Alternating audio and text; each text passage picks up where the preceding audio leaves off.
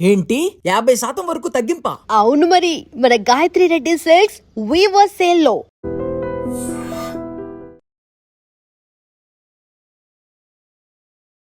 Hi, welcome to my show. Sir నమస్తే. చిత్రసీను గారు నమస్తే అండి. సార్, చాలా రోజుల తర్వాత పెద్ద సినిమాలో అంటే చాలా రోజులను ఎందుకు వాడుతున్నాను అంటే, ఒక పెద్ద సినిమాలో ఒక మంచి రోలు, చాలా ఇంపార్టెంట్ రోలు, ఆడియన్స్కి బాగా రిజిస్టర్ అయిన రోలు, మీ క్యాపబిలిటీకి తగ్గ ఆ రేంజ్ సినిమా, చాలా ఆనందంగా అనిపించింది. సో పెద్ద సక్సెస్ని ఎలా ఎంజాయ్ చేస్తున్నారు? బాగా ఎంజాయ్ చేస్తున్నాను సార్, చాలా హ్యాపీగా ఉంది. ఎందుకంటే నాకు కూడా చాలా రోజుల తర్వాత అంటే ఒక పెద్ద సినిమాలో మళ్ళీ అంత మంచి క్యారెక్టర్తో కంబ్యాక్ అవ్వడం చాలా చాలా సంతోషంగా ఉంది. చాలా ఫోన్లు కూడా వచ్చాయి, మన ఇండస్ట్రీ నుంచి వచ్చాయి, బయట నుంచి కాల్స్ వచ్చాయి, చాలా హ్యాపీగా ఉంది. సో ఏదైతే చిన్న గ్యాప్ అది అనుకుంటున్నారో దాన్ని ఈ సినిమాతో మళ్ళీ కంబ్యాక్ చేసి ఆ గ్యాప్ని ఫిలప్ చేస్తానని నమ్మకంతో ఉన్నా. చాలా కాల్స్ కూడా వచ్చాయి. అండ్ శివరాజ్ కుమార్ అంటే వారు ఎంత పెద్ద యాక్టరో, అసలు వాళ్ళ ఫ్యామిలీ హిస్టరీ కానీ, సో సౌత్ మొత్తం తెలిసిన యాక్టర్. సో ఇటుపక్క రామ్ చరణ్ గారు అంటే ఇప్పుడు పాన్ ఇండియాకి సంబంధించిన బిగ్గెస్ట్ స్టార్. అలాంటి ఇద్దరి మధ్య ఒక ఫ్రేమ్లో కనిపిస్తూ యాక్ట్ చేస్తున్నప్పుడు మీ ఎక్స్పీరియన్స్ ఏంటి? నేనేంటంటే రామ్ చరణ్ గారు అంటే చిరంజీవి గారు అబ్బాయి. అంటే చిరంజీవి గారు అంటే ఇష్టం కాదు, ప్రాణం నాకు. ఆయన సినిమాలు చూసి పెరిగి ఆయన ఇన్స్పిరేషన్. చిరంజీవి గారి సినిమాలు బాగా చూసేవాడిని. చిరంజీవి గారు అంటే ఎంత ఇష్టం అంటే పిచ్చి. చిరంజీవి గారు అబ్బాయితో యాక్ట్ చేయడానికి వెళ్తున్నాను నేను. చిన్న ఏదైతే ఉందో ఆ గ్యాప్ తర్వాత కదా, సో ఒక ఫీలింగ్ ఎలా ఉంటారు లొకేషన్లో ఏంటి, దానికి తోడు శివరాజ్ కుమార్ గారి పక్కన ఆయన కన్నడలో పెద్ద స్టార్. అవును, ఎలా ఉంటుంది అసలు లొకేషన్ సిచ్యువేషన్ ఎలా ఉంటుంది అసలు, నేను దగ్గరికి వెళ్ళగలుగుతున్నాను లేదా, నేను ఒకరి దూరాన్ని నిలబడాలేమో అంటే ఆ ఉంటుంది కదా మనకు ఒక థాట్. కానీ అక్కడికి వెళ్ళాకండి అసలు అన్నిటికీ క్వైట్ ఆపోజిట్ అండి. అసలు నేనైతే షాక్ అయ్యా.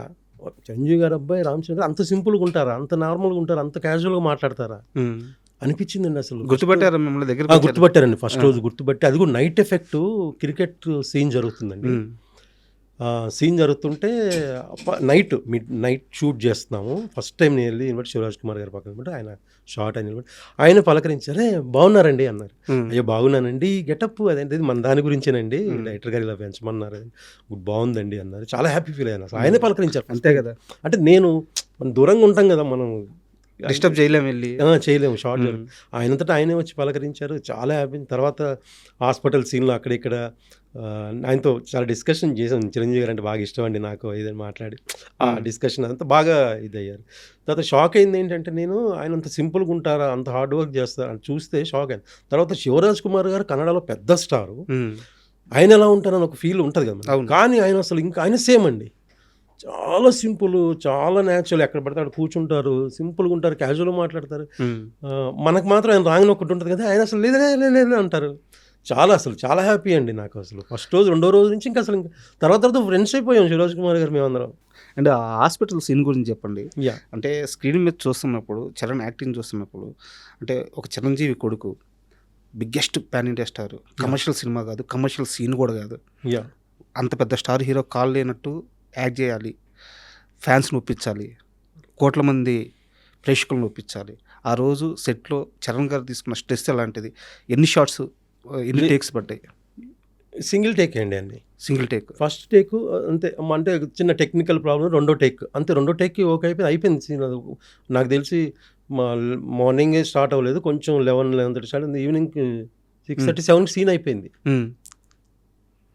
అసలు లొకేషన్లో మేము అందరం కూడా ఆయన చేస్తుంటే అలా ఉండిపోయాం, అలా చూస్తున్నాం.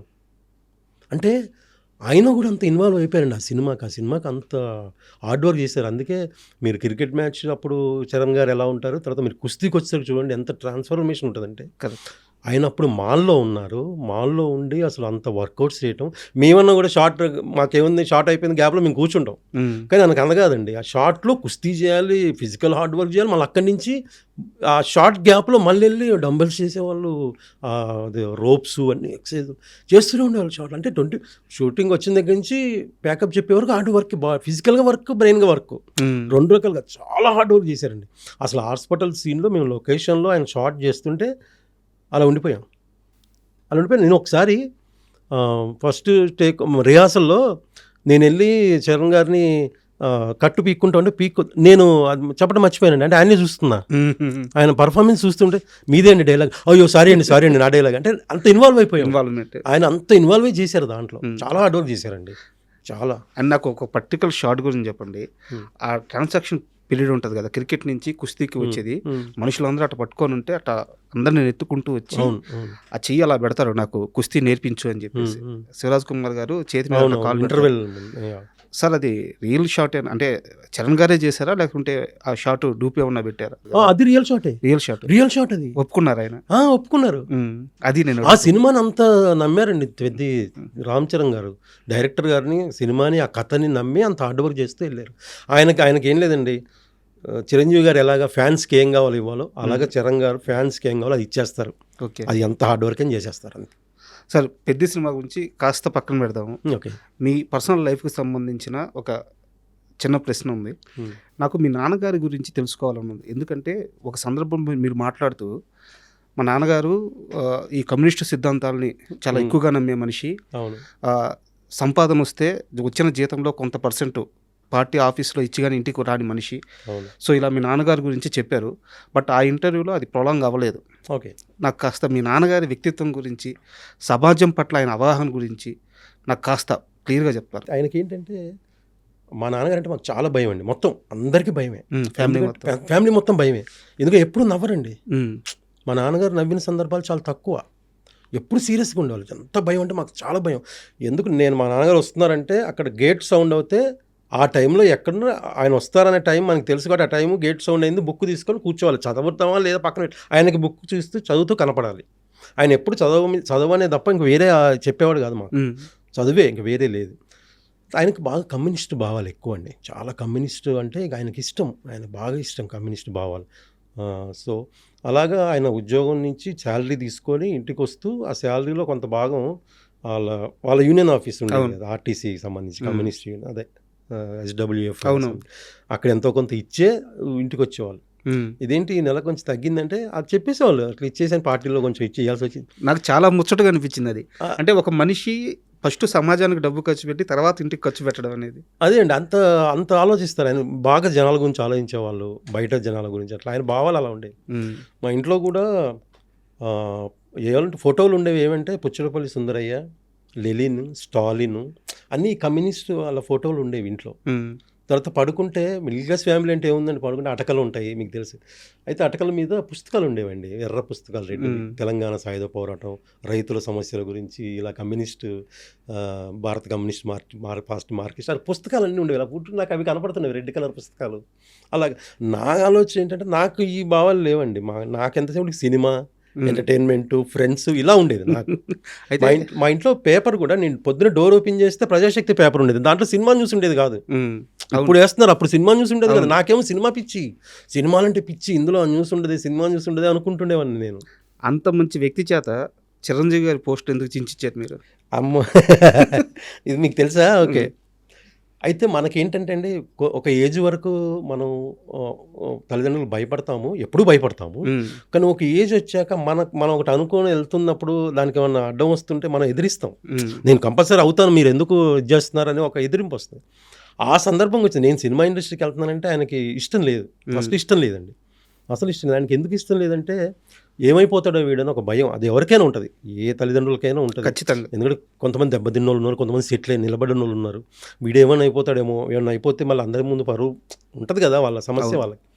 సో అలాగా ఒకసారి నాకు బాగా ఇదయ్యి మా ఫాదర్ మీద కోపంతో ఏం చేశానంటే, చిరంజీవి గారి గ్యాంగ్ లీడర్లో ఒక స్టిల్ ఉంటుంది, నాకు చాలా ఇష్టం పోస్ట్, అది గ్యాస్ కటర్ బట్ బ్లాక్ స్పెట్స్ పెట్టుకొని ఆ ఫోటో తీసుకొచ్చి అతికిచ్చేసానండి.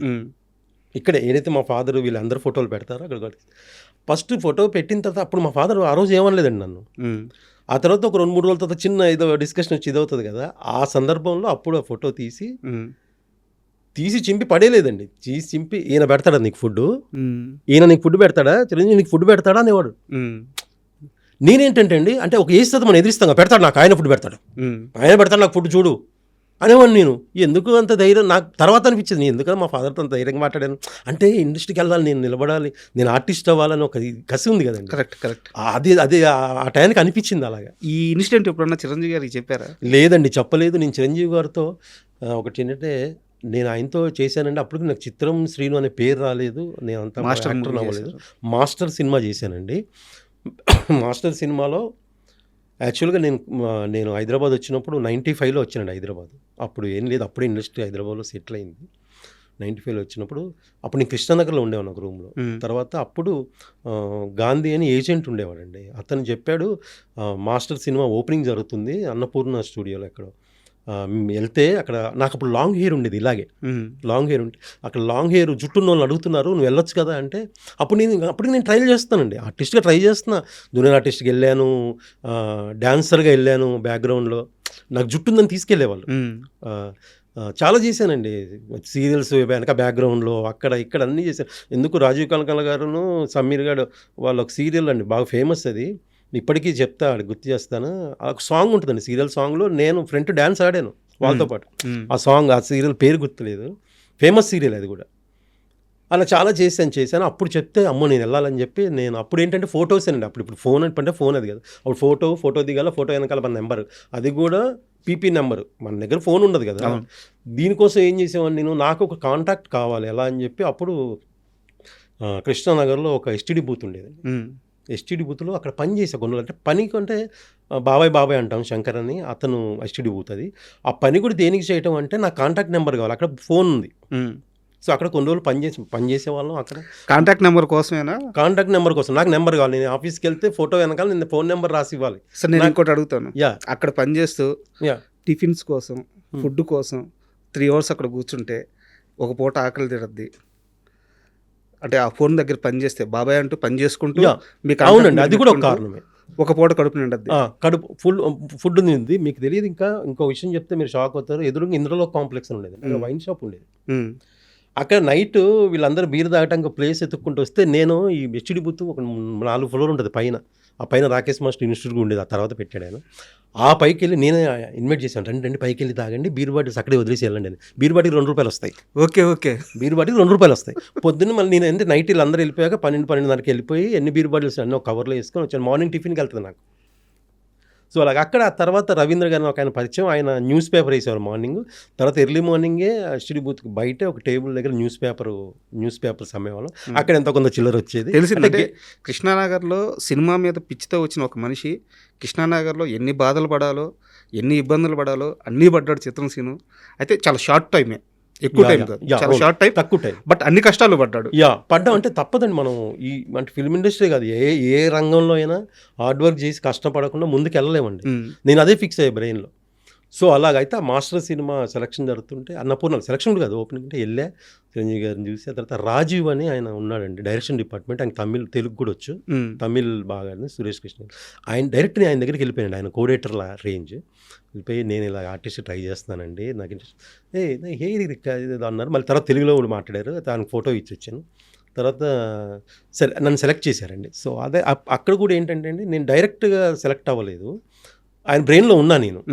తర్వాత మాకు వేరే ఫ్రెండ్ ద్వారా అతను కోఆర్డినేట్ చేసేవాడు, ఎవరికైతే లాంగ్ హెయిర్ ఉంది, ఎవరైతే హైదరాబాద్ సిటీలో కొంచెం మోడల్స్ లాగా ఉన్నారో అందరినీ స్టూడెంట్ లాగా ఉన్నాను కోఆర్డినేట్ చేసేవాడు.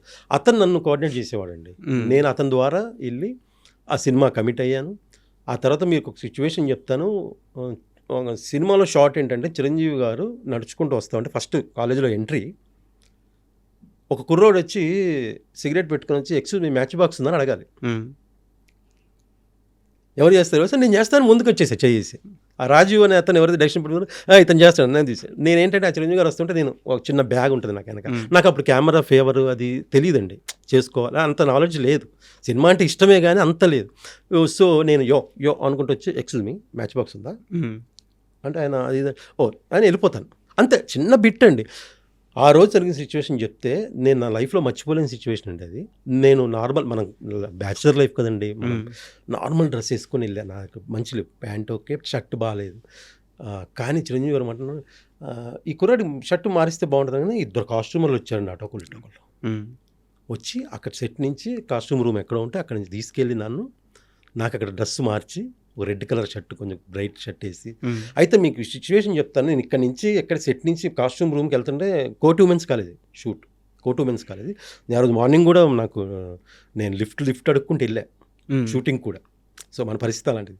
అయితే కోటి ఎక్కడైతే సెట్లో చిరంజీవి గారు డ్రెస్ షర్ట్ మార్చమన్నారో నేను సెట్ స్పాట్ నుంచి కాస్ట్యూమ్ రూమ్ వెళ్ళే లోపండి నా కళ్ళు తెలియకుండా నాకు నీళ్ళు వస్తున్నాయి, నాకు అంత బ్లర్ అయిపోతుంది, ఏం కనపడట్లే. అంతే కదా, అసలు చిరంజీవి గారు ఏంటి, ఒక జూనియర్ ఆర్టిస్ట్ ని చిరంజీవి గారు చెప్పడం ఏంది, ఆయన చెప్పడం ఏంటండి, కళ్ళు తుడుచుకుని ఇక షర్ట్ వేసుకుని వచ్చి ఆ షార్ట్ చేసాం, అయిపోయింది. తర్వాత ఇంకో సిచ్యువేషన్లో మళ్ళీ సేమ్ ఇంటర్వెల్లో చిరంజీవి గారు పెద్ద ఫైట్ జరుగుద్ది.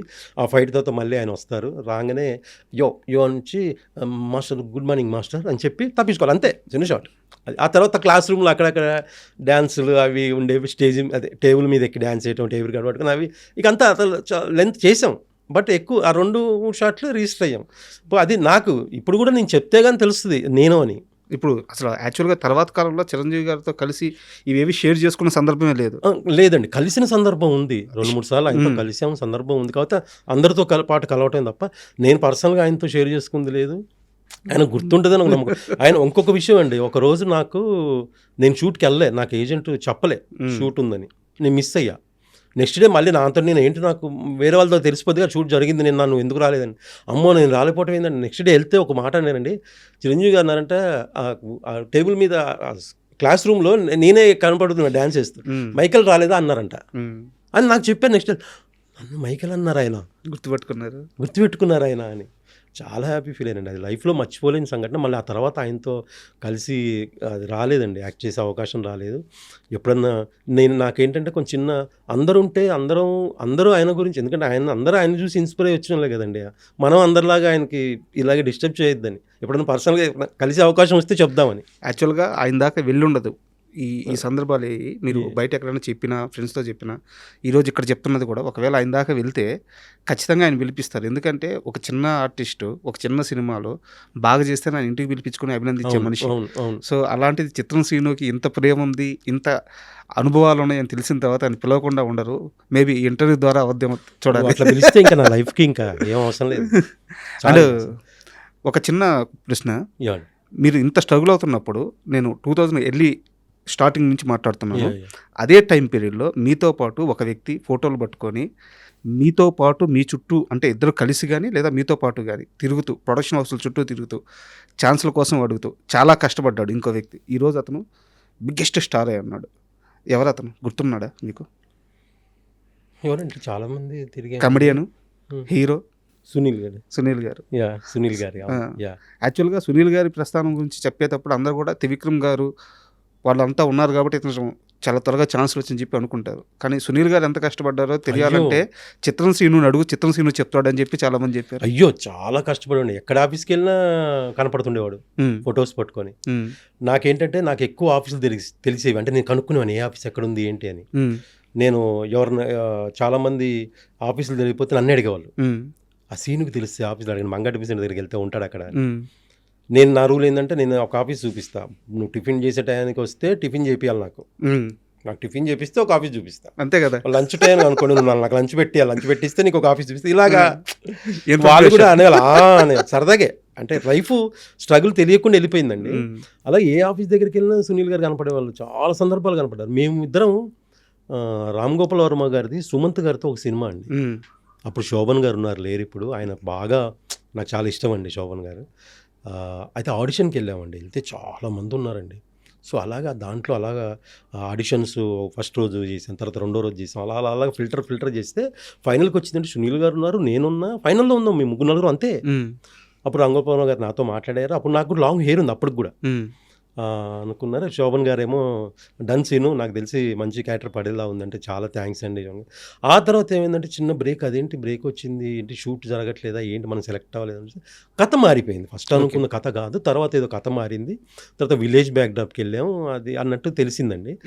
నేను మళ్ళీ ట్రై చేయలేదు, ఇంకా దాని జోలికి వెళ్ళలేదు ఇంకా, ఎందుకంటే చాలా కథ మారిపోయాక మనం ఉండిపోవచ్చని ఒక ఆలోచన, లేము కూడా మనం సెలెక్ట్ చేయాలి. సునీల్ గారు సెలెక్ట్, ఆ సినిమా కోసం సునీల్ గారు ట్రైన్లో బాత్రూమ్ నుంచి జర్నీ చేశాడు. అవునా? ట్రైన్ బాత్రూంలో జర్నీ చేశాడు సునీల్ గారు. అసలు అంటే అంత స్ట్రగుల్ చేశారు, చాలా స్ట్రగుల్ చేశాడు సునీల్ గారు. అమ్మో అస్సలు నేను చూసే లైవ్, లేకపోతే అంత ఈజీగా రాదండి అస్సలు. చాలా స్ట్రగుల్, చాలా ఫుడ్కి లేకుండా, అంటే ఉన్నదాన్నే ఎలా షేర్ చేసుకునే వాళ్ళు. ఆయన త్రివిక్రమ్ గారు వాళ్ళు, ఆర్పి పట్నాయక్ గారు అందరూ ఒక రూమ్లో ఉండేవాళ్ళు. ఉన్న ఎంత ఉంది దాన్ని ఎలా షేర్ చేసుకునే వాళ్ళు ఏంటి, దాన్ని ఎలాగ ఇప్పుడు ఎంత ఉంది, దాన్ని 2 రోజులు ఎలా గడపాలి, 3 రోజులు ఎలా గడపాలి, అలా చేసుకొని చేసిన సందర్భాలు ఉన్నాయి వాళ్ళు. తర్వాత వాళ్ళున్న రూము కింద కిరాణా షాప్ ఉండేది, అక్కడ చిప్స్ ప్యాకెట్లు అవి ఇవి తీసుకొని చాలా సిచ్యువేషన్, చాలా హార్డ్ వర్క్ చేశారండి సునీల్ గారు. చాలా చాలా అంటే చాలా, నేను చూసాను లైవ్. Super journey. అయితే మీరు చాలా ఇంటర్వ్యూలో చిత్రం నా మొదటి మూవీ అని మాత్రమే చెప్పున్నారు. బట్ ఆ సినిమాలోకి మీకు ఎలా అవకాశం వచ్చిందో ఎక్కడ చెప్పలేదు. ఎందుకంటే చిత్రం సంబంధించి ప్రతి ఆర్టిస్ట్ని తీసుకోవడం కూడా బడ్జెట్ లేకుండా, ఎవరైతే కొంచెం తక్కువ బడ్జెట్కి వస్తారో వాళ్ళని తీసుకో. ఈవెన్ హీరోకే సరైన బడ్జెట్ లేదండి, బడ్జెట్ పరంగా తీసుకోలేదండి. బడ్జెటే కాదండి అక్కడ. ఎవడైతే బాగా చేయగలడో వాళ్ళనే లాగారు. ఎందుకో చెప్తాను వినండి. నాకు చిత్రంకి ఆడిషన్స్ జరుగుతున్నాయి, ఆ చిత్రం అనే పేరు లేదు.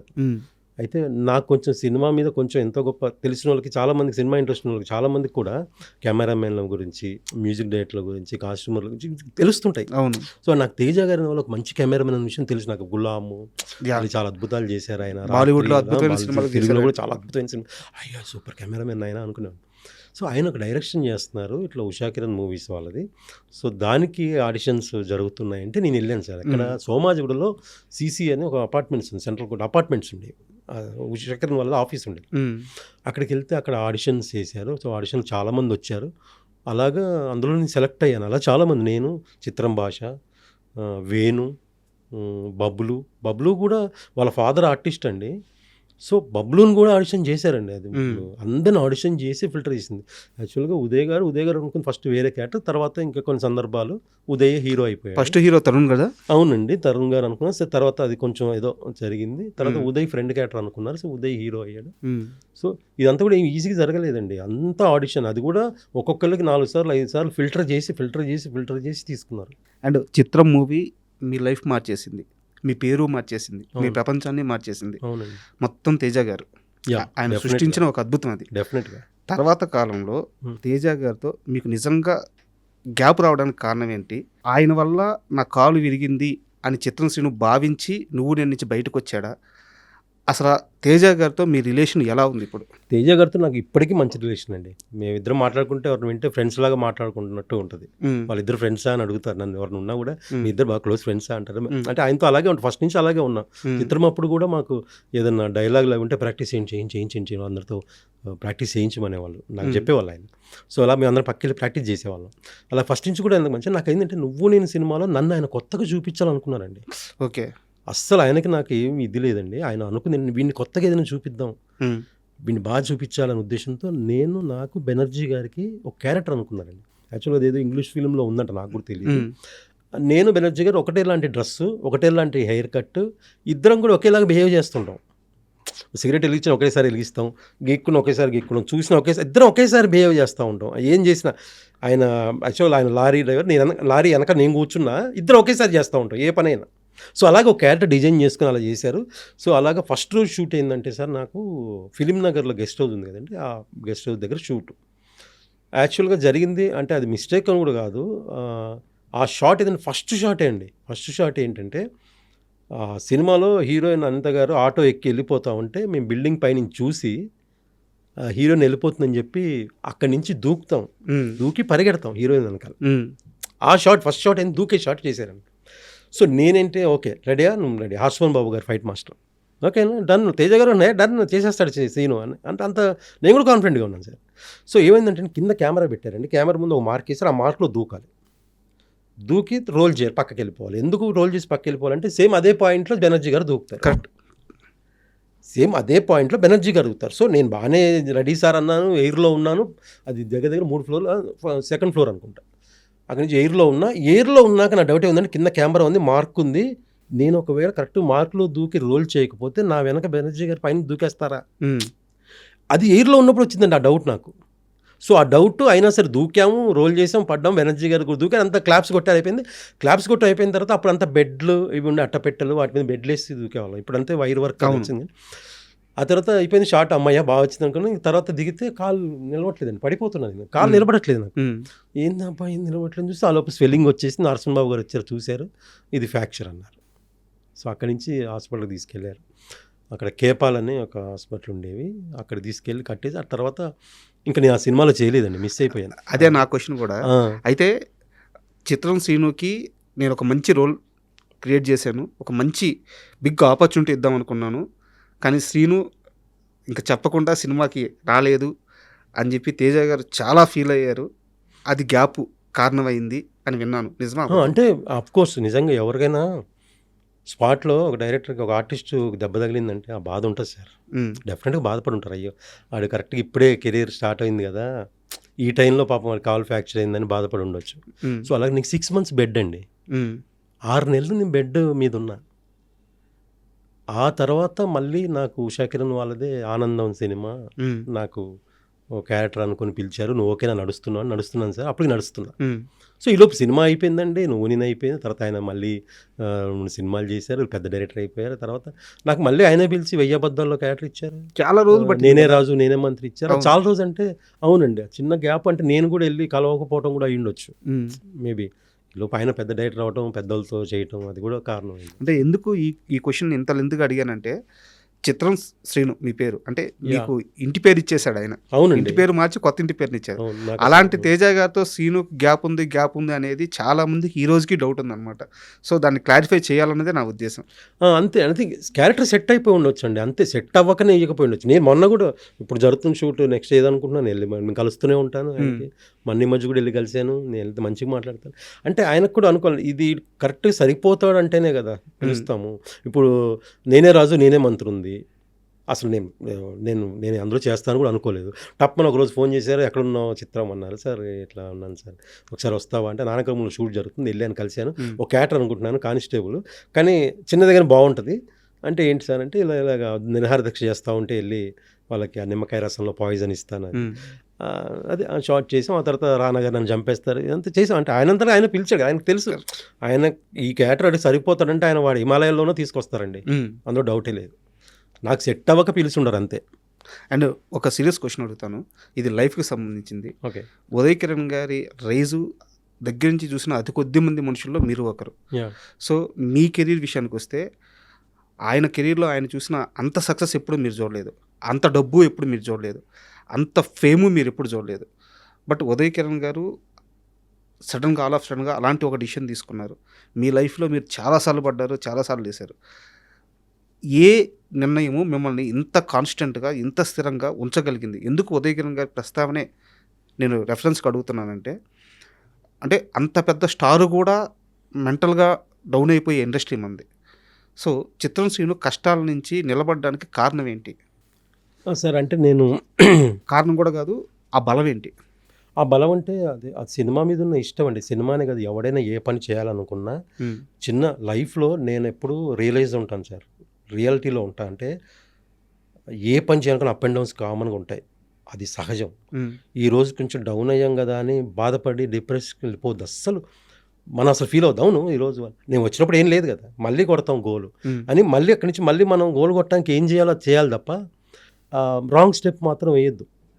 ఇప్పుడు అదే ఉదయ్ గారు చేశారు, అలా అవ్వకుండా ఉంటే ఈరోజు ఇంకా ఏమేమి జరిగాయో, ఇంకా మంచి ఏమన్నా వచ్చాయో, మంచి సినిమాలు వచ్చాయేమో. బతకడానికి చాలా మార్గాలు ఉన్నాయి కదా సార్ ఇండస్ట్రీలోనే. కరెక్ట్, మనకి సినిమానే ఇష్టం కదా. ఏదో ఒక ప్రోగ్రామ్ జడ్జికి వెళ్ళినా కూడా ఎంతో కొంత ఫేము డబ్బులు ఇప్పుడు అలా ఉంది కదా సార్. అవును, అప్పుడు అంటే ఇంత స్పాన్ లేకపోవచ్చు, కానీ ఇప్పుడు చాలా స్పాన్ ఉంది కదా.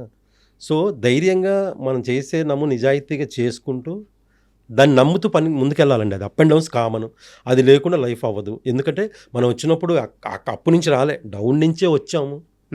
అప్పు చిన్న డౌన్ ఉంటుంది, మళ్ళీ అప్పుకి వెళ్తాం, అది కామన్. అది లేకపోతే లైఫే కదా. అది అర్థం చేసుకున్నాడు ఏ పనైనా చేసుకుంటూ ముందుకెళ్ళచ్చు, ఏదైనా సాధించవచ్చు. నాకు చాలామంది ఇన్స్పిరేషన్ ఉంటారండి. అమితాబ్ బచ్చన్ గారు స్టోరీ ఒకటి, పూరి గారు, చాలామంది ఉన్నారండి. నాకు మన కేఎఫ్సీ చికెన్ తింటాం అతను, నేను అవన్నీ అంటే ఇన్స్పైర్గా తీసుకుంటాను సార్. ఎందుకు చిరంజీవి గారు మధ్యలో హిట్లర్ ముందు చిరంజీవి గారు అయ్యో, ఆ తర్వాత మళ్ళీ హిట్లర్ నుంచి మళ్ళీ కొడితే ఈరోజు అన్నయ్య మళ్ళీ పాత అన్నయ్య.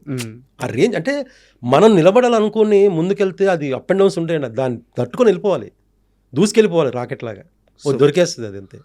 సూపర్.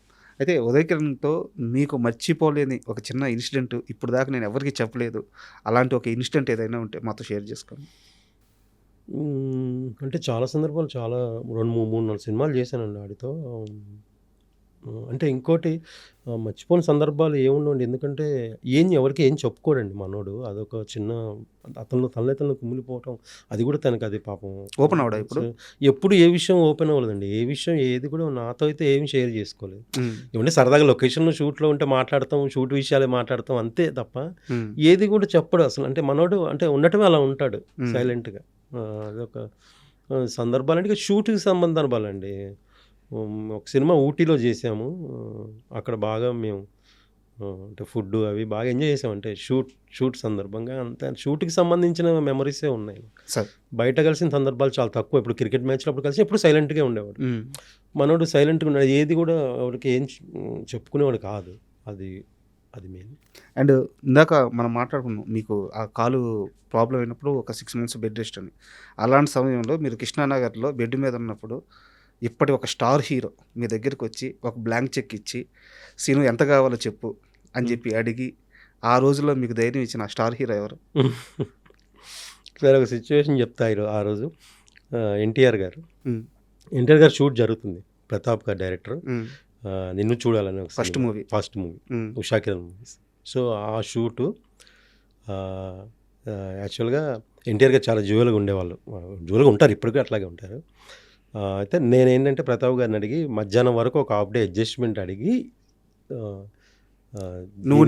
నువ్వు నేనుకి ఓకే అప్పుడేనా సైమల్టేనియస్గా చేస్తున్నా ఒకటే రోజు 2 షూట్లు. అదేమో డాక్టర్ గారి హౌస్ ఏదో పెద్దమ్మ గుడి బ్యాక్ సైడ్ డాక్టర్ గారి హౌస్ అని ఉండేది. అక్కడ షూటింగ్ చేసాం చాలా మంది. అక్కడ షూటు. సో అక్కడి నుంచి నేను ఎన్టీఆర్ గారు నాతో సరదాగా రా వెళ్ళకపోతే ఏమవుతుంది ఉండు అంటే చాలా జోలుగా ఉండేవాళ్ళు. నేను వెళ్తా గురువుగారి సినిమా ఏంటనుకున్నావు అబ్బా అనేవాడు. సరదాగా ఉండే అలా అని వెళ్ళినోండి కదా నేను. ఆయన షాక్ అయ్యాడు జరిగిందంటే. అదేంటి వాడు పొద్దునంత సరదాగా మాట్లాడి అలా ఎలా జరిగిందని. జరిగింది. నేను అయిపోయింది. ఇంటికి వచ్చారండి చేస్తే అప్పుడు అంబాసిడర్ కారు ఉండేది. వచ్చారు, కొబ్బరి బొండాలు చెక్ తీసుకొని వచ్చారు ఎన్టీఆర్ గారు. ఆ రావటం కూడా అంటే ఆ మనిషి అలాగే అంటే ఆ జోయల్గా ఉండేవాళ్ళు. అయిందా అనేవాడు. అంటే నాతో అలా ఉండేవాళ్ళండి. అయిపోయింది ఎందుకు ఎప్పుడు దాని గురించి అనేవాడిని నేను. అయింది బాగైంది, ఇదిగో చెక్ ఎంత కావాలరా అన్నాడు. నాకేమొద్దు, నాకెందుకు అసలు నాకు ఏమొద్దు, నేమొద్దు లేదు అసలు సమస్య లేదు నేను తీసుకోను అని అడిగి అది సిచ్యువేషన్ అదే అండి. నేను అసలు ఎక్స్పెక్ట్ చేయలేదు. ఎన్టీఆర్ గారు ఏంటి పెద్ద ఫ్యామిలీ కదా, అతను వచ్చి నా కోసం నేను ఎక్కడ కృష్ణానగర్లో ఉండేవాడిని అక్కడికి వచ్చి రావటం ఏంటి అని హ్యాపీ ఫీల్ అయ్యాను, షాక్ కూడా అయ్యాను. మీ లైఫ్ని మార్చిన వ్యక్తుల్లో తేజ గారితో పాటు ఖచ్చితంగా శ్రీను వైట్ల గారిది ప్రథమ స్థానం ఉంటుంది. అవునండి. సో శ్రీను వైట్ల గారి పరిచయం మీకు ఎలా అయింది? ఆడిషన్లో కలిసారా? ఆ ఆనందం సినిమా ఛాన్స్ ఎలా వచ్చింది? ఒక్కసారి ఆ ఎక్స్పీరియన్స్ గురించి చెప్పండి. అయితే నాకు ఎప్పుడైతే నువ్వు నేను సినిమాకి కాలు ఇరిగిందో 6 months బెడ్ తర్వాత నేను చాలా ఇబ్బందులు ఉన్న అబ్బాయి ఏంటి ఇప్పుడే మన ఇన్ని రోజులు స్ట్రగుల్ చేసి ఒక సినిమా వచ్చి దాంతో సినిమాలు వస్తాయని వస్తున్న టైంలో కాలు ఇరిగింది ఏంటి, ఎలాగ నా కెరియర్ అని ఒక ఆలోచన ఉంటే మళ్ళీ నాకు ఉషా కిరణ్ మూవీస్ నుంచే ఫోన్ వచ్చిందండి. సో మీ లైఫ్ ఆ తొలినాళ్ళు అక్కడక్కడే తిరుగుతుంది మొత్తం. కంటిన్యూ ఉషా కిరణ్ మూవీస్ 6-7 సినిమాలు చేశాను సార్. కంటిన్యూ అవే ఉషా కిరణ్ మూవీస్ సినిమాలన్నీ అయ్యే అవే. ఉషా కిరణ్ మూవీస్ నుంచి ఫోన్ వచ్చింది, ఒకసారి వస్తావా ఒక సినిమా ఉంది నువ్వు నడుస్తున్నావా అంటే నడుస్తుంది సార్. అప్పటికి నడుస్తున్నా, కాలు బాగా అయిపోయింది సార్, ప్రాబ్లం ఏం లేదంటే రమ్మంటే వెళ్ళాను సార్. అప్పుడు ఇప్పుడు మన రాఘవేంద్ర గారిది థియేటర్ ఉంది కదండి, పివి, దాని వెనకాల ఉండేదండి ఉషా కిరణ్ అది గెస్ట్ హౌస్ ఒకటి. అక్కడికి వెళ్ళాము. అక్కడికి వెళ్తే అక్కడ శ్రీను వైట్ల గారు ఫస్ట్ టైము. అప్పుడు నేను రామచందర్ అని ఆడ పాపం ఇప్పుడు పెరాలసిస్ వచ్చింది బాగాలేదు. నేను రామచందర్ గారు, తర్వాత ఇంకెవరు బబ్లు, శివారెడ్డి, అందరూ అక్కడ ఆ రోజు వచ్చాము. తర్వాత శ్రీను వైట్ల గారు అప్పుడు నాకు తెలియదు ఆయన అంతకుముందు నీకోసం అనే సినిమా ఉషా కిరణ్ వాళ్ళతో రిలీజ్ అయింది, చేశారని తెలుసు, దానికి అవార్డులు వచ్చాయి, ఆ విషయం తెలుసు కానీ పరిచయం లేదు. సో ఆ రోజు పరిచయం అయ్యారు, మా క్యారెక్టర్లు చెప్పారు ఇలా హీరో ఫ్రెండ్స్ అవి ఇవి. ఆ రోజు ఇక మీ డైలాగ్స్ ఇలా ఉంటాయని చెప్పి ఆ స్క్రిప్ట్ కూడా చూపించారు. ఓకే అయిపోయింది. తర్వాత సినిమా షూట్, తర్వాత డేట్లు వచ్చాయి మాట్లాడిన తర్వాత వెళ్తుంటే నేను ఎప్పుడు మనకి ఒకటి ఉంటుంది కదండి, 6th సెన్స్ ఒక్కొక్కసారి పనిచేస్తుంది. నేను మధ్యలో కాలు ఇరిగి నా కాలు ఫ్రాక్చర్ అవడం వల్ల కొన్ని సినిమాలు మిస్ అయ్యాను. ఈ సినిమా నాకేదో జరగబోతుందని సిక్స్త్ సెన్స్. అప్పుడు ట్రైన్లో వైజాగ్ వెళ్తున్నాం. ఫస్ట్ వైజాగ్లో షూట్ అండి. ఫస్ట్ వెళ్తుంటే అలా ట్రైన్ ఎక్కిన వర్షం స్టార్ట్ అయిందండి. నా ఫీలింగ్ ఏం చెప్పనా, అది వర్షం స్టార్ట్ అయిందంటే శుభసూచకం, అదో ఫీలింగ్ అనమాట. నేనేదో అంటే ఒక సిక్స్త్ సెన్స్, నేనేదో ఒక పాజిటివ్ సెన్స్ మీకు తెలుస్తుంది. అయిపోయింది సార్. లొకేషన్కి వెళ్ళాక ఫస్ట్ యాక్చువల్గా పర్సు మర్చిపోయాను శివారెడ్డి క్యారెక్టర్. తర్వాత ఫస్ట్ రోజు సీన్ ఒకటి ఉంది సార్, రికార్డ్స్ దొంగతనం చేస్తాను హీరోయిన్కి. అది నువ్వు చేస్తావారా అన్నారు నన్ను. నేను చేస్తాను సార్ అన్న. చేశాను. అక్కడ శ్రీనువేట్ల గారికి నచ్చింది, వీడు బాగా చేశాడు, ఆ రికార్డ్స్ దొంగతనం చేసి నేను తీసుకెళ్ళాను, డబ్బులు కూడా తీసుకుంటాను బైక్ పెట్రోల్ కోసం. అవును, అది నచ్చింది. అలాగా ఇంకా ఆ సినిమా అలాగే చేసాం సార్. అంతే. ఇంకా అది ఏంటంటే మీకు తెలియదు, ఆనందంలో రాంబాబు అనే క్యారెక్టర్ ఇప్పటికీ నన్ను చాలా మంది రాంబాబు అంటారండి. నాకు నైట్లు చాలా మంది ఫోన్ చేస్తారు 2:00, 3:00, అరే ఇప్పుడే అయిపోయిందిరా, సిట్టింగ్ లో ఉన్నాము, ఒకరిని రాంబాబు క్యారెక్టర్ ఇచ్చామరా అని అంటారు. అది ఎంత అంటే అసలు ఎంత జనంలోకి వెళ్ళిందంటే, ఇప్పుడు జెన్జీ వాళ్ళకి ఆ సినిమా అంటే చూసారులే తెలియలేదు, రీల్స్ లో ఇప్పటికే వైరల్ అవుతుంది అది. రీల్స్ లో అవును చాలా. రాంబాబు అనే క్యారెక్టర్ అండి, నేను స్టార్ అయ్యానండి. రాంబాబు అనే క్యారెక్టర్తో ఆనందం సినిమా నేను స్టార్ అయ్యా. తేజ గారు నాకు ఫస్ట్ అవకాశం ఇచ్చి నాకు పరిచయం చేసి స్క్రీన్ని నాకు పరిచయం చేస్తే శ్రీనువేట్ల గారు నన్ను స్టార్ చేశారు. గర్వంగా చెప్పుకున్న ఒక మూమెంట్ అది. అయ్యో అసలు మీకు తెలియదు, ఆనందం సినిమా ఈరోజు రిలీజ్ అయింది కదండి. రిలీజ్ అయిన తర్వాత ఒక 2-3 రోజుల తర్వాత నుంచి నాకు ఒక 13 సినిమాలు ఒకే రోజు వచ్చాయండి ఫోన్లు. 13 సినిమాలు ఒకే రోజు నాకు ఫోన్ వచ్చింది క్యారెక్టర్లు. తెలియదు అప్పుడు నేను చిన్నోని, అప్పుడు నాకు 23, 24. నాకు ఏది చూస్ చేసుకోవాలో తెలీదు, ఏం తెలీదు, చేసుకుంటూ వెళ్ళిపోయాం అలాగంతే. సో అది అనే సినిమా నా లైఫ్లో అది చెరగని ముద్ర అండి. అది ఇంకా ఆ రోజు షూట్లో ఎంఎస్ నారాయణ గారితో మీ ఎక్స్పీరియన్స్ చెప్పండి. ఎందుకంటే ఒక షాట్లో మీరు ఆయన షర్ట్ కూడా పట్టుకుంటారు. అవును, ఆయన అప్పటికి చాలా పెద్ద గొప్ప నటుడు. అయ్యో. సో ఆ ఎక్స్పీరియన్స్ చెప్పండి ఎంఎస్ నారాయణ గారితో. అయితే ఆ రోజు ఫస్ట్ రోజు అండి ఆయనతో యాక్ట్ చేయడం నేను ఎంఎస్ గారితో. దాని ముందు రోజు కూడా ఒక సీన్ చేసాము. కానీ ఆ రోజు నైట్ ఎఫెక్ట్ సీను అది 2 days ప్లాన్ చేశారండి శ్రీను ఇట్లా యాక్చువల్. ఓకే, 2 days ప్లాన్ చేశారు. అది కూడా ఇక్కడ మన ఖైరతాబాద్ దగ్గరలో ఇక్కడ ఒక పెంట్ హౌస్, వెనక ట్రైన్ వెళ్ళేది కనపడతా ఉంటుంది, అది సోమాజిగూడ దగ్గర ఇక్కడ ఒక పెంట్ హౌస్లో అవును షూట్ చేసాం. మా బ్యాచ్లో మా రూమ్ సీన్స్ అన్నీ అక్కడ చేసాం. అయితే అక్కడ చేసాం. ఆ రోజు చెప్పారు ఇది పెద్ద సీను, ఇది 2 days అనుకుంటున్నారన్నట్టు తెలిసింది నాకు. సరే ఓకే వెళ్ళాము. ఎంఎస్ నారాయణ గారి కాంబినేషను, డైలాగులు చాలా ఉన్నాయి, మీకు ఎక్కువ ఉన్నాయి సీన్లో. డైలాగులు నాకే ఒక పాట పాడతాను, ఒక స్టోరీ చెప్తుంటాను, అది చేస్తుంటా, ఈలోపు ఆయన వస్తారు, ఈలోపు తలిపేసేయండి అంటూ మళ్ళీ ఆయన కాంబినేషను, ఇవన్నీ ఉన్నాయి. సో ఫస్ట్ ఏదైతే ఉందో అదంతా రౌండ్ ట్రయల్ అండి. అవును, మీరు మాట్లాడుకునేది ఒక స్టోరీ చెప్తాడు, అంత రౌండ్ ట్రయల్. ఇది బాగా ప్రిపేర్ అయ్యానండి నేను ఫస్ట్. ఎందుకంటే ఎంఎస్ గారు కాంబినేషన్ చేయాలి, ఇది ఇంత పెద్ద షాటు, లెంత్ డైలాగ్స్ ఉన్నాయి, నా వల్ల 1 more అవ్వకూడదు. అప్పుడు ఫిలిం కదండి, అదొకటి నా ఫీలింగ్ అంటే నేను సింగిల్ టేక్లో చేసే ఆర్టిస్ట్ అనిపించుకోవాలి, నాకు కసి అండి.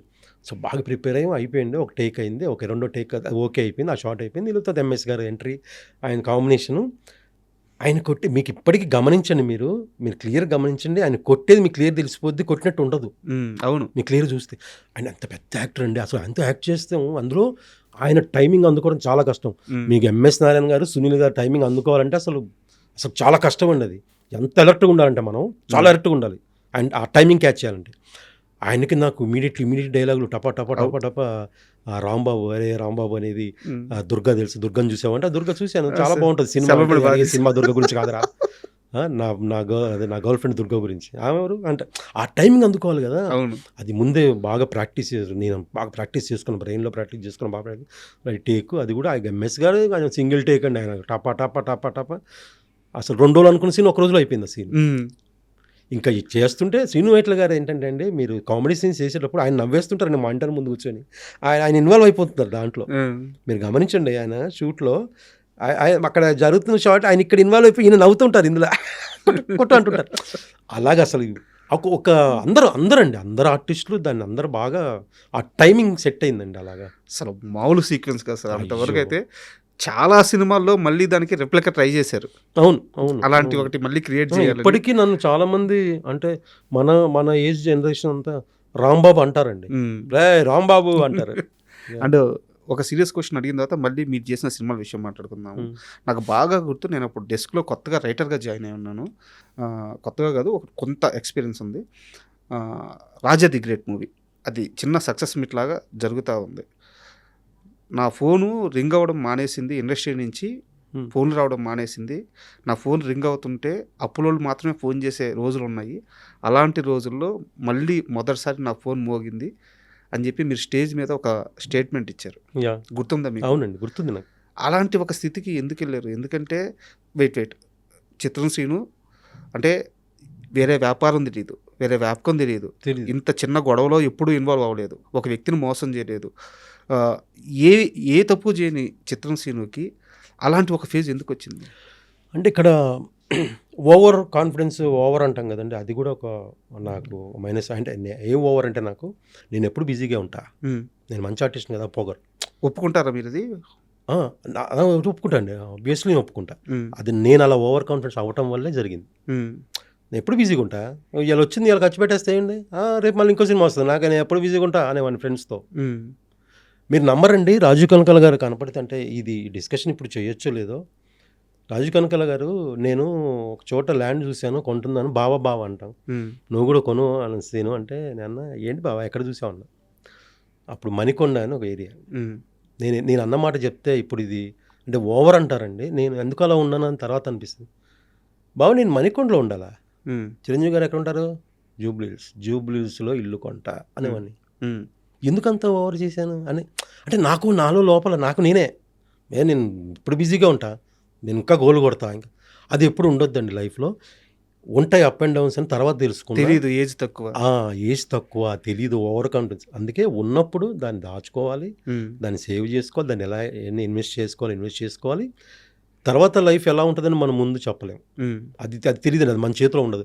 మనం ఒకటే చేయాలి, కష్టపడి హార్డ్ వర్క్ చేసుకోవాలి, దేవుడిని నమ్ముకోవాలి, కష్టపడి పని ఏదనుకున్నా దాన్నే దేవుడు అనుకుని నమ్ముకొని ముందుకెళ్ళాలి.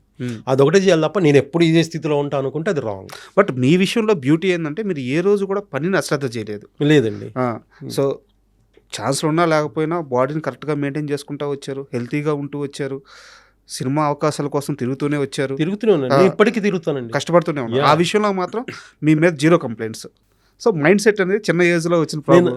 అది నేను అలా లేదండి, నేను మధ్యలో ఖాళీకి కూడా ఉండొద్దు, నేను వర్క్ అడుగుతానండి, ఏం ప్రాబ్లం లేదు. నాకు చాలాసార్లు మన వేణు గారు, ధనరాజు గారు, మేమందరం ఈవెంట్స్ కూడా తీసుకెళ్ళేవాళ్ళండి. నన్ను తీసుకెళ్ళి నాకు ఫోన్ చేసి అన్న రండి ఈవెంట్స్కి వెళ్దాం అని తీసుకెళ్ళి, నాకు అంటే ఫైనాన్షియల్గా నాకు అక్కడి నుంచి కూడా. ఆ తర్వాత మళ్ళీ వేణుగారే నాకు జబర్దస్త్లో నేను చేస్తున్నానన్నా మీరు రండి అంటే నేను వెళ్ళి జాయిన్ అయ్యాను. జబర్దస్త్ చేశాను కొన్ని రోజులు, నాకు అక్కడ నడిచింది. అలాగా నాకు నాగిరెడ్డి గారిని, నాగతేజ అని వాడు జబర్దస్త్లో చేసేవాడండి. ఆడు ఇప్పటికీ నన్ను ఈవెంట్స్ పిలుస్తాడన్నాడు. నాకు చాలా రోజులు చాలా ఈవెంట్స్ ఇచ్చాడండి, చాలా ఈవెంట్స్, నాకు చాలా హెల్ప్ అయింది. అవన్నీ నాకు ఫైనాన్షియల్గా హెల్ప్. ఆ తర్వాత చిట్టిబాబు అని ఫ్రెండ్ ఉన్నాడు, వాడు ఈవెంట్స్ చెప్పేవాడు. ఈవెంట్స్ మీద చాలా రోజులు బతికానండి నేను, చాలా నడిపి. అంటే ఇండస్ట్రీ ఆ ఈవెంట్స్ వచ్చిన డబ్బులతోనే మళ్ళీ నేను సేవ్ చేసుకోవాలి, మళ్ళీ తిరగాలి ఆఫీసులో, మళ్ళీ డైరెక్టర్ని కలవాలి, మళ్ళీ ఏం కాదు ఉంటుంది స్ట్రగుల్, వచ్చినప్పుడు ఉంది కదా అలాగే మళ్ళీ తిరుగుదాను, మళ్ళీ స్ట్రగుల్, మళ్ళీ తిరిగానండి, బాగా తిరిగానండి, బాగా. మళ్ళీ నేను సెకండ్ టైం తిరగటం ఏంటి అని నాలో నేను ఎప్పుడు అనుకోలేదు. తిరగాలి, అవును డౌన్ ఫేజ్ ఉంది, ఏం కాదు తిరుగుదాం, మళ్ళీ గోల్ కొడదాం. ఈసారి గోల్ కొట్టాడు మాత్రం ఓవర్ కాన్ఫిడెన్స్ వద్దు, ఏమొద్దు, క్రమశిక్షణతో జాగ్రత్తగా ఉండాలి. ఇది మాత్రం అవసరం అండి, ప్రతి ఒక్కరికి లైఫ్లో క్రమశిక్షణ అనేది చాలా అవసరం, ముందు చూపు అనేది చాలా అవసరం, అది లేకపోతే చాలా ప్రాబ్లం. అండ్ మీరు ఈ ఇంటర్వ్యూకి వస్తున్నప్పుడు నేను కొన్ని క్వశ్చన్స్ అడగకూడదని ముందే అనుకున్నా, దాంట్లో వేణు గారికి సంబంధించిన ప్రశ్న కూడా అడగకూడదు అనుకున్నా. ఎందుకు అడగండి, పర్లేదు. అయితే ఇప్పుడు మీరు మాట్లాడుతూ వేణు గారు అంటున్నారు, పిలుపు మారింది, కారణం ఏంటి? సో అంటే కారణం ఏంటంటే సార్, నేను వేణు, ఇప్పుడు ఇంతకుముందు వేణు అనుకోండి, నేను వేణు గాడు అనొచ్చు, అనకూడదు. వేణు అన్నాడు ఇప్పుడు పెద్ద డైరెక్టర్ సార్, చాలా పెద్ద డైరెక్టర్, బలగం అని అద్భుతమైన సినిమా తీసిన ఒక పెద్ద డైరెక్టర్. అది చూసేవాడికి తప్పుగా అనుకోకూడదు, తప్పు కదా. ఇప్పుడు నేను వేణు ఉన్నప్పుడు మీ ఇద్దరం మాట్లాడుకోవచ్చు, అదే వారి ఇప్పుడున్న వేణు స్టేజ్కి నేను మాట్లాడకూడదు, అది రాంగ్. నేను ఇవన్నీ కూడా రియల్ లైఫ్లో తెలుసుకున్నాను సార్, నాకు తెలియదు. నేను చాలాసార్లు సార్ మీకు తెలియదు, నేను పిచ్చోళ్ళలాగా హీరోల మీద కౌంటర్లు వేసేవానండి, అందరు నవ్వుతున్నారు కదా అని తెలియదు నాకు. అప్పుడు తర్వాత నేను రియలైజ్ అయ్యాను తప్పు ఇవన్నీ అసలు. అంటే నవ్వుతున్నారు కదా అని అనేవాడిని, కానీ నా నవ్వు వెనకాల చాలామంది బాధపడతారని తెలుసుకోలేదు. ఆ తర్వాత తెలుసుకున్నా, ఓహో నేను ఇది అలా ఉండొద్దు, చాలా తప్పు చేశాను నేను. అంటే మన లైఫ్ కూడా కొన్ని పాఠాలు నేర్పుతుంది కానీ అలా పాఠాలు నేర్పింది నాకు. డబ్బు విషయంలో పాఠాలు నేర్చుకున్నారా? అమ్మో తప్పకుండా. నేను ప్రశ్న అడుగుతా, సూటిగా సమాధానం. ఫ్రెండ్స్కి పార్టీలకి చిత్రం శ్రీను ఖర్చు పెట్టిన డబ్బులు కానీ పక్కన పెట్టుంటే మణికొండలో ఈరోజు 2 ఫ్లాట్లు ఉండేవి అని చెప్పారు. 2 ఫ్లాట్లు ఏంటి సార్, సగం మణికొండ కొనేసేవాడిని. సగం మణికొండ రోజు 4 సినిమాలు 5 సినిమాలు షూట్ చేశాను సార్. ఉమ్, 4 సినిమాలు 5 సినిమాలు షూట్ చేశాను. అప్పుడున్న రేటుకి సగం మణికొండ కొనేసేయచ్చు. బాగా వేస్ట్ చేశాను సార్, డబ్బు చాలా వేస్ట్ చేశాను. ఉమ్. చేయొద్దండి అది. చెప్పారు మీ గురించి. ఒకే ఒక్క నెగిటివ్ థింగ్ ఏంటంటే డబ్బుని డబ్బుగా చూడలేదు శ్రీను. చూడలేదు, తప్పు చేసి. అంటే నేను ఎప్పుడు బిజీగా ఉంటా, ఎప్పుడు నా డబ్బు వస్తూనే ఉంటుంది అనుకున్నా. అలా ఉండదండి, అది తప్పది. అది అంటే ధనలక్ష్మి దేవత, దాన్ని దేవతలాగే చూడాలి. అండ్ వేణు గారి ప్రస్తావన తీసుకుంటాను సార్. ఇది 2% అవ్వచ్చు కానీ బట్ వేణు గారి కష్టం తెలియడానికి అడుగుతున్నాను. మన మధురా నగర్లో ఒక బిల్డింగ్ ఉంటుంది. ఆ బిల్డింగ్లో వేణు గారు అంటే ఆ రోజు నైట్ ఏం జరిగిందో నాకు తెలియదు కానీ ఆ నైట్ బయటికి పోవడానికి కూడా ఆయన చేతిలో డబ్బులు లేక ఆ బిల్డింగ్ దగ్గర ఆగిపోయి అక్కడే స్టే చేయాల్సి వచ్చిన రోజు ఒక రోజు నాకు పర్సనల్గా తెలుసు. అవును, వేణు గారు ఉన్నాయి. వేణు చాలా స్ట్రగుల్ చేసి. అంటే ఆ రోజు నైట్ తిన్నారో లేదో కూడా నాకు నమ్మకం లేదు. ఓకే, పస్తుగా అలాగే కొనుక్కున్నారని అనుకుంటున్నాను నేను. అలాంటి వేణు గారు మీ దగ్గర టచ్ అప్ బాయ్గా జాయిన్ అయ్యి తర్వాత ఆర్టిస్ట్గా మారి తర్వాత ఇప్పుడు డైరెక్టర్గా మారి, సో నాకు చెప్పండి వేణు గారిలో ఉన్న ఆ తపన ఏంటి, ఎలా కష్టపడతారు సినిమా కోసం? చాలా కష్టపడతాడండి. 24 hours బ్రెయిన్లో సినిమా అని వేరే ఉండదు. వేణు గారికి వేరే ఆలోచన ఉండదండి. నా దగ్గర చేసి మీకు అసలు మీకు విషయం చెప్పనా, అప్పట్లో కొత్తలో మానిటర్ వచ్చేది. అప్పుడు అంతకుముందు మానిటర్ లేవు, తర్వాత మానిటర్ మనం చేసిన షార్ట్ మానిటర్లు చూసుకున్నాం. నాకు మానిటర్ వేణు అండి. నాకు మానిటరు వేణు గారు. నాకు ఎలా అంటే నేను షార్ట్ చేసి వచ్చి వేణుని చూస్తే వేణు బాగుందంటే బాగాలేకపోతే అనేవాడు, బాగాలేదు అయితే ఇంకా బాగా చేయాలి. డిస్కస్ చేసుకునే వాళ్ళం మేము. అన్న సీన్లో బాగా చేయలేదు మీరు అనేవాడు, చెప్పేసేవాడు. ఓపెన్గా చెప్పేవాడు. తర్వాత నా దగ్గర ఉన్నప్పుడే మేము అంటే బ్రదర్స్ లాగా ఉన్నామండి. నేనేదో సార్ లాగా అసిస్టెంట్ లాగా లేదు. మా ఇంట్లోనే ఇంకా మీకు ఓపెన్గా చెప్పాలంటే వాడు ఫిష్ తినేవాడు కాదు. మేము ఫిష్ తింటాం ఎక్కువ అని ఆడి కోసం మటన్ తెచ్చేవాళ్ళు. మేము మా సిస్టర్ అడిగా ఏంది మటన్ ఎవరి కోసం తెచ్చి, వేణు మటన్ తినడు కదా అనేవాళ్ళు. అంటే ఆడి కోసం తెచ్చి వండేవాళ్ళు. అంటే అంత బ్రదర్స్ లాగా అయిపోయాం కలిసి. అది దేవుడు కలుపుతాడు, కొంతమందిని అలా కలిపాడు అంతే. ఇంకోటి వేణు చాలా టాలెంటెడ్ అండి, చాలా అంటే చాలా మల్టీ టాలెంటెడ్ వేణు. అసలు ఎంత మల్టీ అంటే పాటలు పాడతాడు, రైటింగ్ సైడ్ చాలా మంచి సీన్స్ రాస్తాడు. మీకు ఎందుకు బలగమే నిరూపించడానికి నేను చెప్పడం ఎందుకండి. క్లైమాక్స్ ఎన్నిసార్లు చూసినా యాడవని సందర్భం. క్రియేటర్ అండి, అంటే క్రియేట్ చేస్తాడు. అబ్బో చాలా మల్టీ టాలెంటెడ్ అండి, చాలా విషయాలు. ఇంకా మీరు చూడండి ఎల్లమ్మతో ఇంకెలా ఉంటుంది, వేరేలా ఉంటుంది. వచ్చిందా కాల్ వచ్చింది ఎల్లమ్మ? వచ్చిందండి, ఎల్లమ్మ చేస్తున్నాను నేను. మంచి క్యారెక్టరే పిలిచాడు వేణు గారు పిలిచి క్యారెక్టర్ మొన్నే లుక్ టెస్ట్ కూడా చేశారు. మంచి క్యారెక్టర్ చేస్తున్నాను సార్. అంటే నేను మామూలుగా అడుగుతున్నాను, చాలా ఫ్రెండ్లీగా తెలుసుకోవాలని అడుగుతున్నాను. ఒకప్పటి మీ టచ్ అప్ బాయ్ దగ్గరికి వెళ్ళి ఇప్పుడు ఆయన డైరెక్టర్ అయ్యి ఆయన సీన్ చెప్తుంటే మీరు యాక్ట్ చేస్తుంటే ఆ ఫీలింగ్ ఎలా ఉంది సార్? చాలా ప్రౌడ్ మూమెంట్ అండి. మీకు తెలుసా బలగం తర్వాత వేణుకి ఎన్ని కాల్స్ వచ్చి ఉంటాయి, పెద్ద కాల్స్ వచ్చి ఉంటాయి కదా. నాకు అన్ని కాల్స్ వచ్చాయండి, నాకు అన్ని ఫోన్లు వచ్చాయి వేణు గురించి. మీ వేణు డైరెక్ట్ ఎంత అద్భుతమైన సినిమా, ఎంత ప్రౌడ్ మూమెంట్ అండి. అంటే అక్కడ నా ప్రస్తావన కూడా ఇచ్చింది. అది నాకు కూడా పేరు వచ్చినట్టే కదా. అది నా అంటే నేను గోల్ ఆడుకొట్టినా నా గురించి వచ్చింది. చిత్రం సీన్ దగ్గర చేశాడు, ఇప్పుడు పెద్ద డైరెక్టర్ అయ్యాడని నాకు ఎంత ప్రౌడ్ మూమెంట్. తర్వాత మేము అసలు ఇలా ఉండదండి, ఒక డైరెక్టర్కి ఆర్టిస్ట్ లాగా కాదు. మేము అసలు లుక్ టెస్ట్కి వెళ్ళిన రోజు మేము జోకులు వేసుకుంటున్నాం. రేపు షార్ట్ బాగా చేయకపోతే అని వాడు అంటే నేను అంటే జోక్ చేసుకుంటాను సరదాగా. అమ్మో ఇప్పుడు నువ్వు యాక్షన్ చెప్తే నేను యాక్టింగ్ చేసి అదే బ్యూటీ అది. అది చాలా సరదాగా ఉంటుంది. అలా అని ఎందుకు నాకు జబర్దస్త్లోనే నన్ను తోమేసేవాడండి. జబర్దస్త్లో ఇంకా వేణు టీంలో చేశా కదా, తోమేసేవాడు. డైలాగు ప్రాక్టీస్ చేయను అని చేపించేవాడు. అప్పుడే నన్ను అరే వదలవరా అనేవాడిని. అమ్మ తోముతాడండి, అవుట్పుట్ వచ్చే వరకు లాగుతాడు. నాకు తెలుసు వేణు ఏమనుకుంటున్నాడో తెలుసు, ఏమి ఇవ్వాలి దానికోసం మనం ఎంత హార్డ్ వర్క్ చేయాలో చేసేస్తాం. అది చెయ్యాలి కూడా. ఎలా వస్తుంది సార్ ఎల్లమ్మ? ఇంకా స్టార్ట్ అవ్వలేదండి, ఈ మంత్లో స్టార్ట్ అవుతుంది. ఓకే, డిఎస్పీ గారిని హీరోగా చూడాలని చెప్పి చాలా నేను కూడా వెయిటింగే. మంచి సినిమా అండి, చాలా గొప్ప సినిమా అది ఎల్లమ్మ. చాలా మంచి సినిమా. అండ్ కాస్త వెనక్కి వస్తే మీ కెరీర్లో బిగ్గెస్ట్ బ్లాక్ బస్టర్ అంటే ఒక బ్లాస్ట్ లాంటి సినిమా వెంకీ. అవును. నాకు ఆ ట్రైన్ ఎపిసోడ్ అసలు మొత్తం ఆ సీక్వెన్స్ అంతా ఎన్ని రోజులు షూట్ చేశారు? నాకు ఆ ప్రయాణం గురించి కాస్త ఏదైనా మీకు గుర్తున్న మూమెంట్స్ ఉంటే చెప్పండి సార్. వెంకీ అది మీ లైఫ్లో మర్చిపోలేని సినిమా అండి. మాకైనా అంటే నేను, శ్రీనివాస్ రెడ్డి గారు, మా అందరి కాంబినేషను, రామచంద్ర, అంటే ఒక పిక్నిక్ లాగండి సినిమా షూటింగ్. అది ఒక పిక్నిక్. రవితేజ గారితో షూటింగ్ అంటేనే పిక్నిక్, అంతేనా? అసలు ఇక చాలా వర్క్ చేసిన తెలియదండి. అప్పుడే పేకప్ అయిపోయింది, వెళ్ళిపోవాలి ఇంటికి అనిపించేది. మళ్ళీ పొద్దున్న తొందరగా తెల్లారితే బాగుంది, లొకేషన్కి వెళ్ళాలనిపించేది. షూట్ లేకపోయినా లొకేషన్కి వెళ్ళాలనిపించేది. అంత జోయిల్గా ఉంటుంది వెంకీ సినిమా. అంత జాలీగా చేసాం, ఒక పిక్నిక్ లాగా.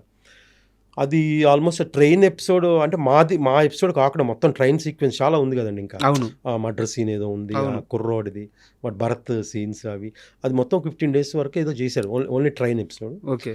అది ఇక్కడ నాంపల్లి నుంచి ట్రైన్ బీబీ నగర్ వరకు ఏదో వెళ్ళి మళ్ళీ రిటర్న్ అవుద్ది. అందులో మాకు ఒక 3 బోగీలు 4 బోగీలు బ్లాక్ చేశారు. అందులోనే ఫుడ్ కూడా అక్కడికే మాకు 1,000 వచ్చేది. అలా వెళ్ళే వాళ్ళు మళ్ళీ షూట్ చేసుకుని మళ్ళీ రిటర్న్ అవటం. ఆ ట్రైన్ నిజంగా ట్రావెల్ అవుతుంది, రియల్ ట్రైన్లో చేసాం. చిన్న ప్యాచ్ వర్క్, అది ఒక రోజు 2 రోజులు ఏదో రామోజీలో ట్రైన్ ఉంది కదండి, అది ఒక రోజు 2 రోజులు ప్యాచ్ వర్క్ అంతే. మీకు మొత్తం ఒరిజినల్ ట్రైన్లో చేశారు. అసలు ఇంకా అది ఎలా, ఇప్పుడు కూడా సినిమా చూస్తున్నప్పుడు అలా చేసాము. అసలు అంత ఒక సీన్ ఉంటే శ్రీనివాస్ రెడ్డి గారు, నేను, రామచంద్ర, మేము అందరం పోటీ పడేవాళ్ళం డైలాగులు, నాకు వస్తే బాగుండు అంటే. అంత దానికి తోడు ఆ సీన్ స్పెషల్గా ఒక సీన్ ఏంటంటే వేణుమాధవ్ గారు కామెంట్స్. వేణుమాధవ్ గారు ఉంటే ఇంక తెలుసు కదండి ఎలా ఉంటుందో. ఇంకా అసలు ఆ ఇంప్రవేషన్స్. ఇంకోటి శ్రీను వైట్ల గారి సినిమా స్క్రిప్టే అలా ఉంటుందండి.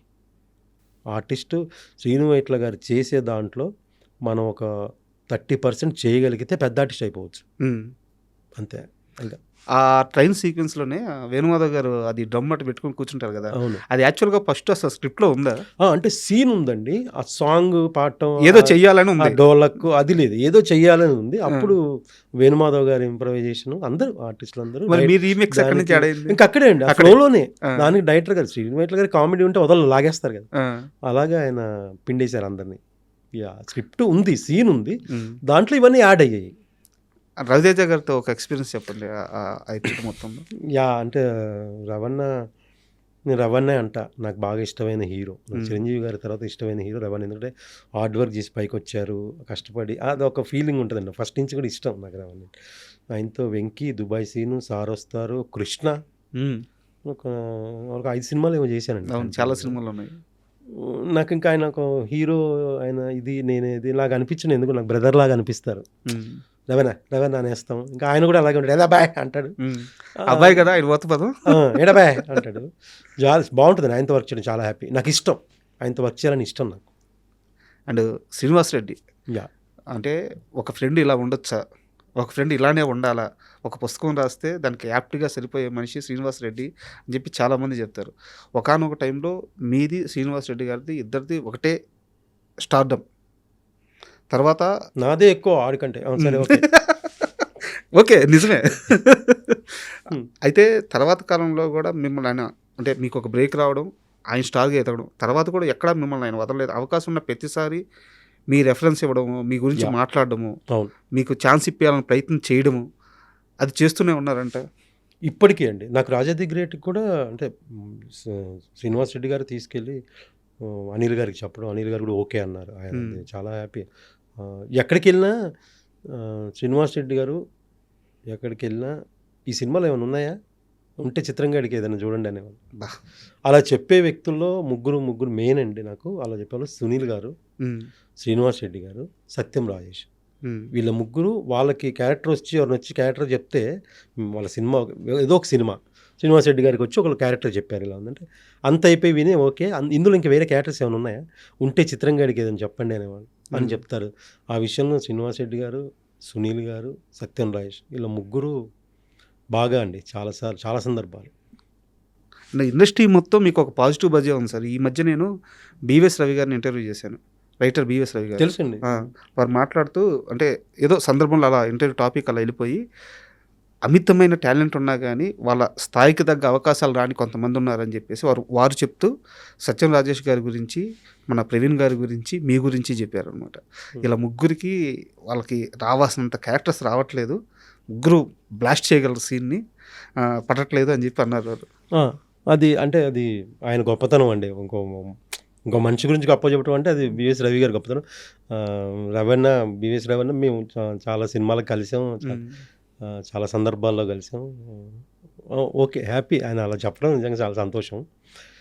అంటే నాకు సరైన క్యారెక్టర్ రాలేదంటే ఏమో సార్, అంటే తెలియదు, అది మనం అదే అనుకున్నాం. యాక్చువల్గా బొమ్మరిల్లు సినిమా తర్వాత ఏమనుకున్నారంటే అందరూ, ఇంకా వీడు దొరకడయ్యా అని అనుకున్నారండి. అనుకున్నారు చాలామంది. బొమ్మరిల్లు సినిమాకి మేము విజయయాత్రకి వెళ్తే అసలు చాలా నాకు సపరేట్ సెక్యూరిటీ పెట్టేలాగా ఉండేది. అంతే అలా ఉంది అప్పుడు ఆ టైం. అలా కరెక్ట్, అది ఫ్యాక్ట్ కూడా. ఆ టైం అంతే. అది మనం దాన్ని చూసి ప్రౌడ్గా ఫీల్ అవ్వద్దు. అంటే ఆ టైంలో అంతే ఉంటుంది.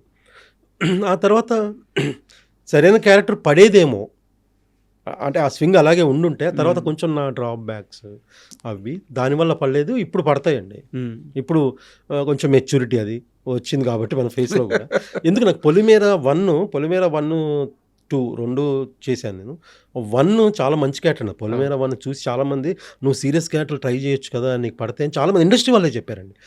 నేను ట్రై చేస్తానండి. ఇచ్చే డైరెక్టర్కి కూడా ఆ ధైర్యం ఉండాలి. వీడిని ఇన్ని రోజులు ఇలా చూసాం కదా, అలా ఇస్తే అది థియేటర్లో పండుద్దా లేదా అని వాళ్ళకి ఒక చిన్న డౌట్ ఉంటుంది. ఎవరైతే డైరెక్టర్ ధైర్యం చేసి వీడు సీరియస్ క్యారెక్టర్ కూడా చేయగలడు, సీరియస్ కూడా అని ఇచ్చాడో అక్కడ టర్న్ అవుతుందండి లైఫ్. అశోక్ గారు ఒక ఇంటర్వ్యూలో చెప్పారు, ఆయనకు కావాల్సిన ఛాలెంజ్ అదేనంట. ఈ క్యారెక్టర్ చేసే మనిషి ఇది చేయగలడా అని ఆ షాక్ మూమెంట్ కావాలి అని కరెక్టే. అలా ఎవరో ఒకరు ధైర్యం చేసి ఇవ్వాలి, ఇస్తే మళ్ళీ అక్కడి నుంచి లైఫ్ టర్న్ అవుద్ది. సో అందుకే పొలిమేర 1 పార్ట్ 1 చేసినప్పుడు చాలామంది అన్నారు భలే ఉంది సీరియస్ క్యారెక్టర్, ఆ తెలంగాణ స్లాంగ్ చాలా బాగా మాట్లాడావు అది అన్నారు. బట్ అది థియేటర్కి రిలీజ్ అవ్వలేదండి. అప్పుడు కరోనా టైము, ఓటీటీ. అప్పటికి ఇంకా జనాలు ఓటీటీకి కూడా అలవాటు అవుతున్న టైం అండి. ఫుల్గా అలవాటు అవ్వలేదు. ఇప్పుడైతే ఓటీటీకి కూడా మంచి ప్లాట్ఫామ్. ఇప్పుడు ఓటీటీ కూడా రీచ్ వస్తుంది. కానీ అప్పుడు ఆ టైంలో అది అంత రీచ్ రాలేదు. తర్వాత 2 చేశాను. 2 మంచి క్యారెక్టరే, తక్కువ సీన్స్ ఉంటాయి. థియేటర్కి రిలీజ్ అయింది కానీ సీన్స్ తక్కువ ఉంటాయి, 4-5 ఉంటాయి. సో అది చిన్న ఇది వస్తాయండి, చూద్దాం. అంటే ఒక్కొక్కళ్ళు ఒక్కొక్కటి. ఇప్పుడు నేను అదే ఒక డైరెక్టర్ అనుకోవాలి. పరుగు సినిమా థియేటర్లో రిలీజ్ అయినప్పుడు కృష్ణవంశీ గారు థియేటర్ నుంచి నాకు కాల్ చేశారండి. థియేటర్ నుంచి నాకు కాల్ చేశారు, ఇప్పుడే నేను ఇంట్రడక్షన్ అయిందిరా, భలే ఇచ్చావురా, బాగుందిరా ఎక్స్ప్రెషన్ అని. అంటే చాలా జోలుగా అంతే, ఆ తర్వాత ఏముండదు అనేవని నువ్వు ఎంత పెట్టేశాడు.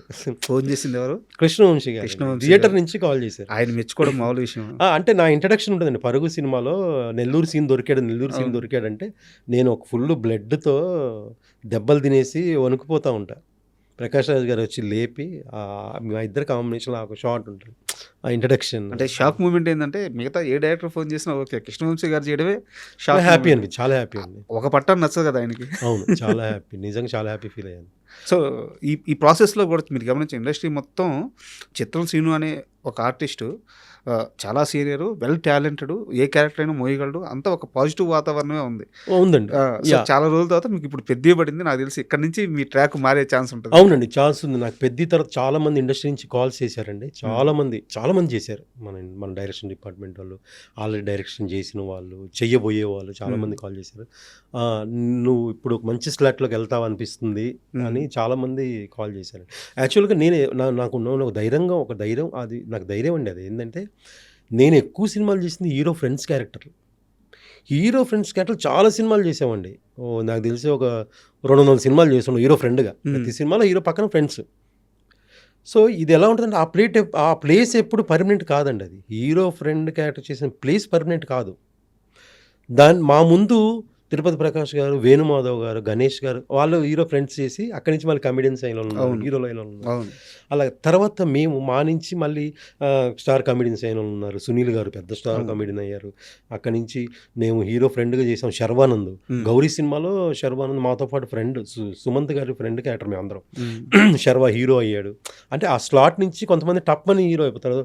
ఆ తర్వాత వచ్చిన వాళ్ళు వెన్నెల కిషోర్ హీరో ఫ్రెండ్స్కి చేసి అక్కడి నుంచి పెద్ద స్టార్ కమెడియన్. అలా సత్యం రాజ్ అక్కడి నుంచి హీరో అయినాడు.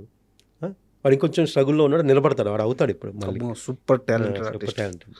అలాగే అంటే ఆ ప్లేస్ ఎప్పుడు హీరో ఫ్రెండ్గా వచ్చిన ప్రియదర్శి కానీ, రాహుల్ రామకృష్ణ అక్కడి నుంచి షిఫ్ట్. నేనేం అర్థం చేసుకున్నానంటే, సో ఓకే, నేనేంటి హీరో ఫ్రెండ్గా చేస్తూ ఒక క్యారెక్టర్ ఆర్టిస్ట్ అవ్వాలని వచ్చాను నేను. నా స్లాట్ అది. నేను క్యారెక్టర్ ఆర్టిస్ట్ అవ్వాలి, ఏ క్యారెక్టర్ అయినా చెయ్యాలి అనుకునే ఆర్టిస్ట్ అవ్వాలనుకున్నాను. కాబట్టి నాకు కొంచెం ఎక్కువ గ్యాప్ వస్తుంది. ఎందుకంటే ఈ ఫ్రెండ్ క్యారెక్టర్ నుంచి ఇది ఇచ్చడానికి ఒక డైరెక్టరు ఆ క్యారెక్టర్ సరిపోతాడా అని ఏజ్ కూడా కావాలి, దొరకాలి. దానికి తగ్గ మెచ్యూరిటీ మనకి రావాలి. మన ఏజ్, మన ఫేసు దానికి తగ్గది రావాలి. సో నేను అనుకున్నా ఇప్పుడు కరెక్ట్గా వచ్చిందని. నేను ఆ గ్యాప్ ఎప్పుడు నేను చాలా కూల్ అండి. మా ఇంట్లో వాళ్ళు కూడా తిడతా ఉంటారు, ఎంత రిలాక్స్గా ఎలా ఉండగలుగుతున్నాను అంటే, నాకు తెలుసు, ఒక టైం వస్తుంది. టైం వస్తుంది, నాకు తెలుసు నేను ఏది ఫాలో అప్ చేయాలి, ఎవరిని కలవాలి, నేను కలుస్తూనే ఉంటా. నేను నా ఫాలో అప్ నేను చేస్తూనే ఉంటాగా. ఇండస్ట్రీలో ముందుకెళ్ళాలంటే నేను చేయాల్సింది చేసుకుంటూనే ఉంటా. కానీ అంత రిలాక్స్గా అవుతా నమ్మకం ఉంది నాకు. చాలామంది మధ్యలో కూడా ఇంకేదైనా చేయొచ్చు కదా, ఇంకా నీకు ముందుకు వెళ్ళలేవేమో ఇండస్ట్రీ. లేదు, నేను కొడతా ఇండస్ట్రీలో గోల్ అన్న. ఇప్పుడు ఆ దారిలో ఉన్నాను సార్. పెద్ద తర్వాత ఐ హోప్. అంటే మీ కెరీర్ పట్ల మీరు ఎలాంటి ఒక విజన్తో ఉన్నారు? నెక్స్ట్ అంటే ఎలాంటి క్యారెక్టర్ కోసం చూస్తున్నారు, ఎలాంటి సినిమాల కోసం చూస్తున్నారు, మీ ప్లానింగ్ ఎలా ఉంది? అంటే మేకర్స్కి కూడా తెలియాలి కదా. అంటే ఏ మైండ్ సెట్తో ఉన్నారు? నేను ఇది అని లేదండి. నాకు ఎక్కువ సీరియస్ క్యారెక్టర్ చేయాలని ఉంది. ఓకే. సో ఇక్కడ ఏమవుద్దంటే నేను పెద్ద హైట్ లేను, అంత గంభీరంగా ఏం లేను. ఇప్పుడు ట్రెండ్ కొంచెం మారిందండి. అంటే ఇప్పుడు ఒక సీరియస్ క్యారెక్టర్ చేసేవాడు హైటే ఉండవసరం లేదు, గంభీరంగా ఉండవసరం లేదు. వాడు మంచి పర్ఫార్మెన్స్ చేసేవాళ్ళు వాడికి ఇచ్చిన క్యారెక్టర్లో ఉంటే చాలు. అవును. అది ఇప్పుడు ఉందనుకుంటున్నా, ఇప్పుడు ఆ ట్రెండ్ వచ్చింది అనుకుంటున్నా. సో అందుకే నేను ఆ నమ్మకంతో ఉన్నా. ఇప్పుడు కొన్ని హిందీ వెబ్ సిరీస్లు అవి మనం చూస్తుంటాం కదా, న్యాచురల్ పర్ఫార్మెన్స్లు అవి ఉంటాయి కదా. ఆ సీరియస్ అంటే నా ఉద్దేశం ఏంటంటే, నేను సీరియస్ అంటే చూడవసరం లేదండి, వాడు చేసే పనులు సీరియస్గా ఉంటాయి కానీ వాడు సీరియస్గా ఉండడు. ఇప్పుడు పొలిమేరలో అలాంటి క్యారెక్టర్, పొలిమేరలు అంతే. నేను సీరియస్గా ఏం చూడను, నేను చేసే పనులు సీరియస్గా ఉంటాయి కదా. సో అలాగే ఇప్పుడు అది వచ్చింది అనుకుంటున్నా ట్రెండ్. అందుకే ఆ నమ్మకంతో ఉన్నానండి. పడతాయి మంచి క్యారెక్టర్, సీరియస్ క్యారెక్టర్లు పడతాయి, ఏడిపించే క్యారెక్టర్లు కూడా పడతాయి. అన్ని క్యారెక్టర్లు చేయాలని కోరికండి అంతే. క్యారెక్టర్ ఆర్టిస్ట్ అంటాం కదా, అలాగా. అండ్ మీ క్యాబినెట్ టైమింగ్ విషయానికి వస్తే, అంటే మీరు కొన్ని వందల సినిమాలు చేస్తున్నారు, మీకు ఒక్కో వ్యక్తి మీకు ఒక్కో సినిమా గురించి చెప్పుండొచ్చు. పర్సనల్గా నాకు మల్లేశ్వరిలో మీ టైమింగ్ భలే ఇష్టం. అయ్యో, అది వెంకటేష్ గారు ఒక సీన్ ఉంటుంది, రే మేనేజర్ అడిగితే మేనేజర్ అడిగితే ఇప్పుడే వెళ్ళానని చెప్పు, మేనేజర్ ఏం చెప్తావు అంటే బాత్రూమ్కి వెళ్ళినా ఏదో చెప్తారనమాట.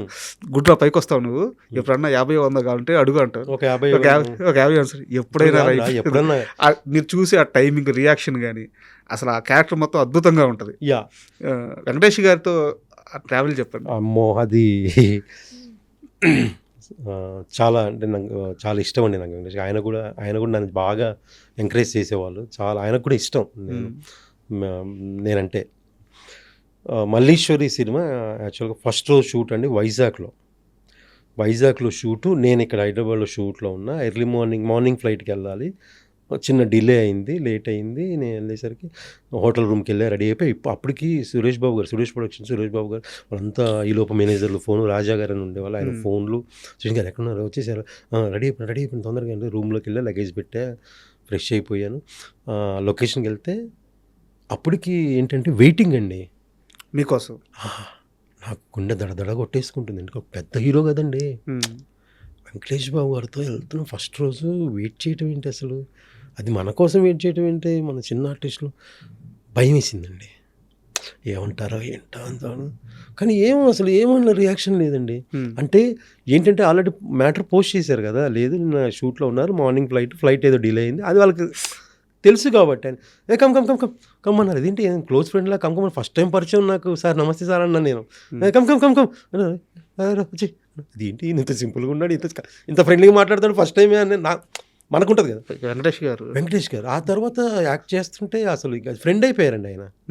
ఫ్రెండ్ అయిపోయారు. ఆ తర్వాత వెంకటేష్ బాబు, మేము తర్వాత క్రికెట్ మ్యాచ్లు ఆడాము, అవన్నీ మళ్ళీ చేసాము.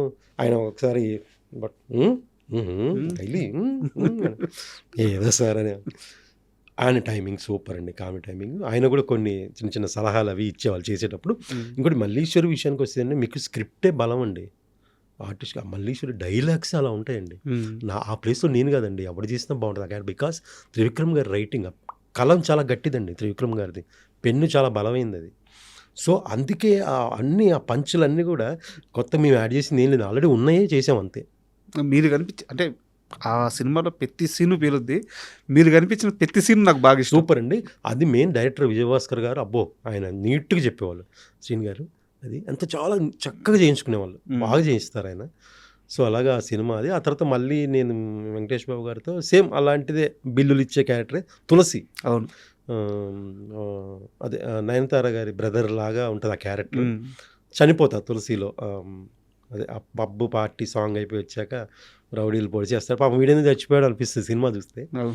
ప్రతిదానికి బిల్లు ఇస్తుంటా వెంకటేష్ బాబు, పార్టీ చేసుకుంటున్నా. అది కూడా మంచి క్యారెక్టర్ అండి తులసి, బోయపాటి గారి సినిమా. అండ్ మీ మొత్తం ఇన్స్టాలో కానీ ఫేస్బుక్లో కానీ మీకు సంబంధించిన ఈ ఇంటర్వ్యూ కోసం ప్రిపేర్ అవుతున్నప్పుడు నాకు బాగా తెలిసింది ఏంటంటే బ్రహ్మానందం గారిని మీరు చాలా పర్సనల్గా ఒక గురువులాగా భావించేటట్టున్నారు. అంటే మీకు ఫ్యామిలీ కూడా ఆయనకి బాగా అటాచ్మెంట్ లాగా ఉంది. సో బ్రహ్మానందం గారి దగ్గర నుంచి మీ ఎక్స్పీరియన్స్ ఏంటి, ఆయన నుంచి ఏమి నేర్చుకున్నారు మీరు? నేను ఒకటి నేర్చుకున్నానండి.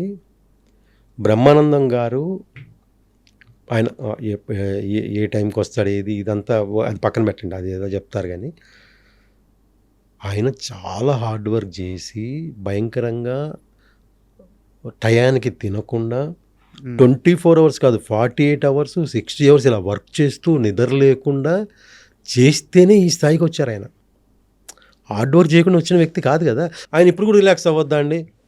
అంతే కదా. బ్రహ్మానందం గారు ఎంత హార్డ్ వర్క్ చేశారు. తిండి తిప్పలు లేకుండా, టయానికి తినకుండా, బిజీగా ఉన్నప్పుడు నిద్ర లేకుండా, డే అండ్ నైట్లు అవుట్డోర్లు తిరిగి జర్నీలు చేసి ఎంత హార్డ్ వర్క్ చేశారు, ఈ స్థాయికి వచ్చారు. ఇప్పుడైనా రిలాక్స్ అవ్వాలి కదా.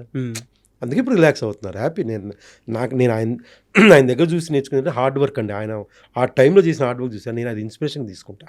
ఆయన చెప్పారు చాలాసార్లు, ఇలా చేసాంరా, అసలు మాకు నిద్ర ఉండేది కాదు, తిండి టయానికి ఉండేది కాదు, జర్నీలు చేసేవాళ్ళం, ఇక్కడ షూటింగ్ అక్కడ షూటింగ్. దానికి మళ్ళీ ఆర్టిస్ట్ అవ్వకముందు ఎంత ప్రయత్నం చేశారు, ఎంత ఇది అయ్యారు, ఎంత హార్డ్ వర్క్. ఆయన హార్డ్ వర్క్ ఎప్పుడు నేను ఆయన దగ్గర నుంచి ఎప్పుడు అది ఆలోచిస్తాను, అదే తీసుకుంటానండి. తర్వాత మనిషి విషయానికి వస్తే ఆయన జ్యువెల్ అండి, చాలా సరదాగా ఉంటారు.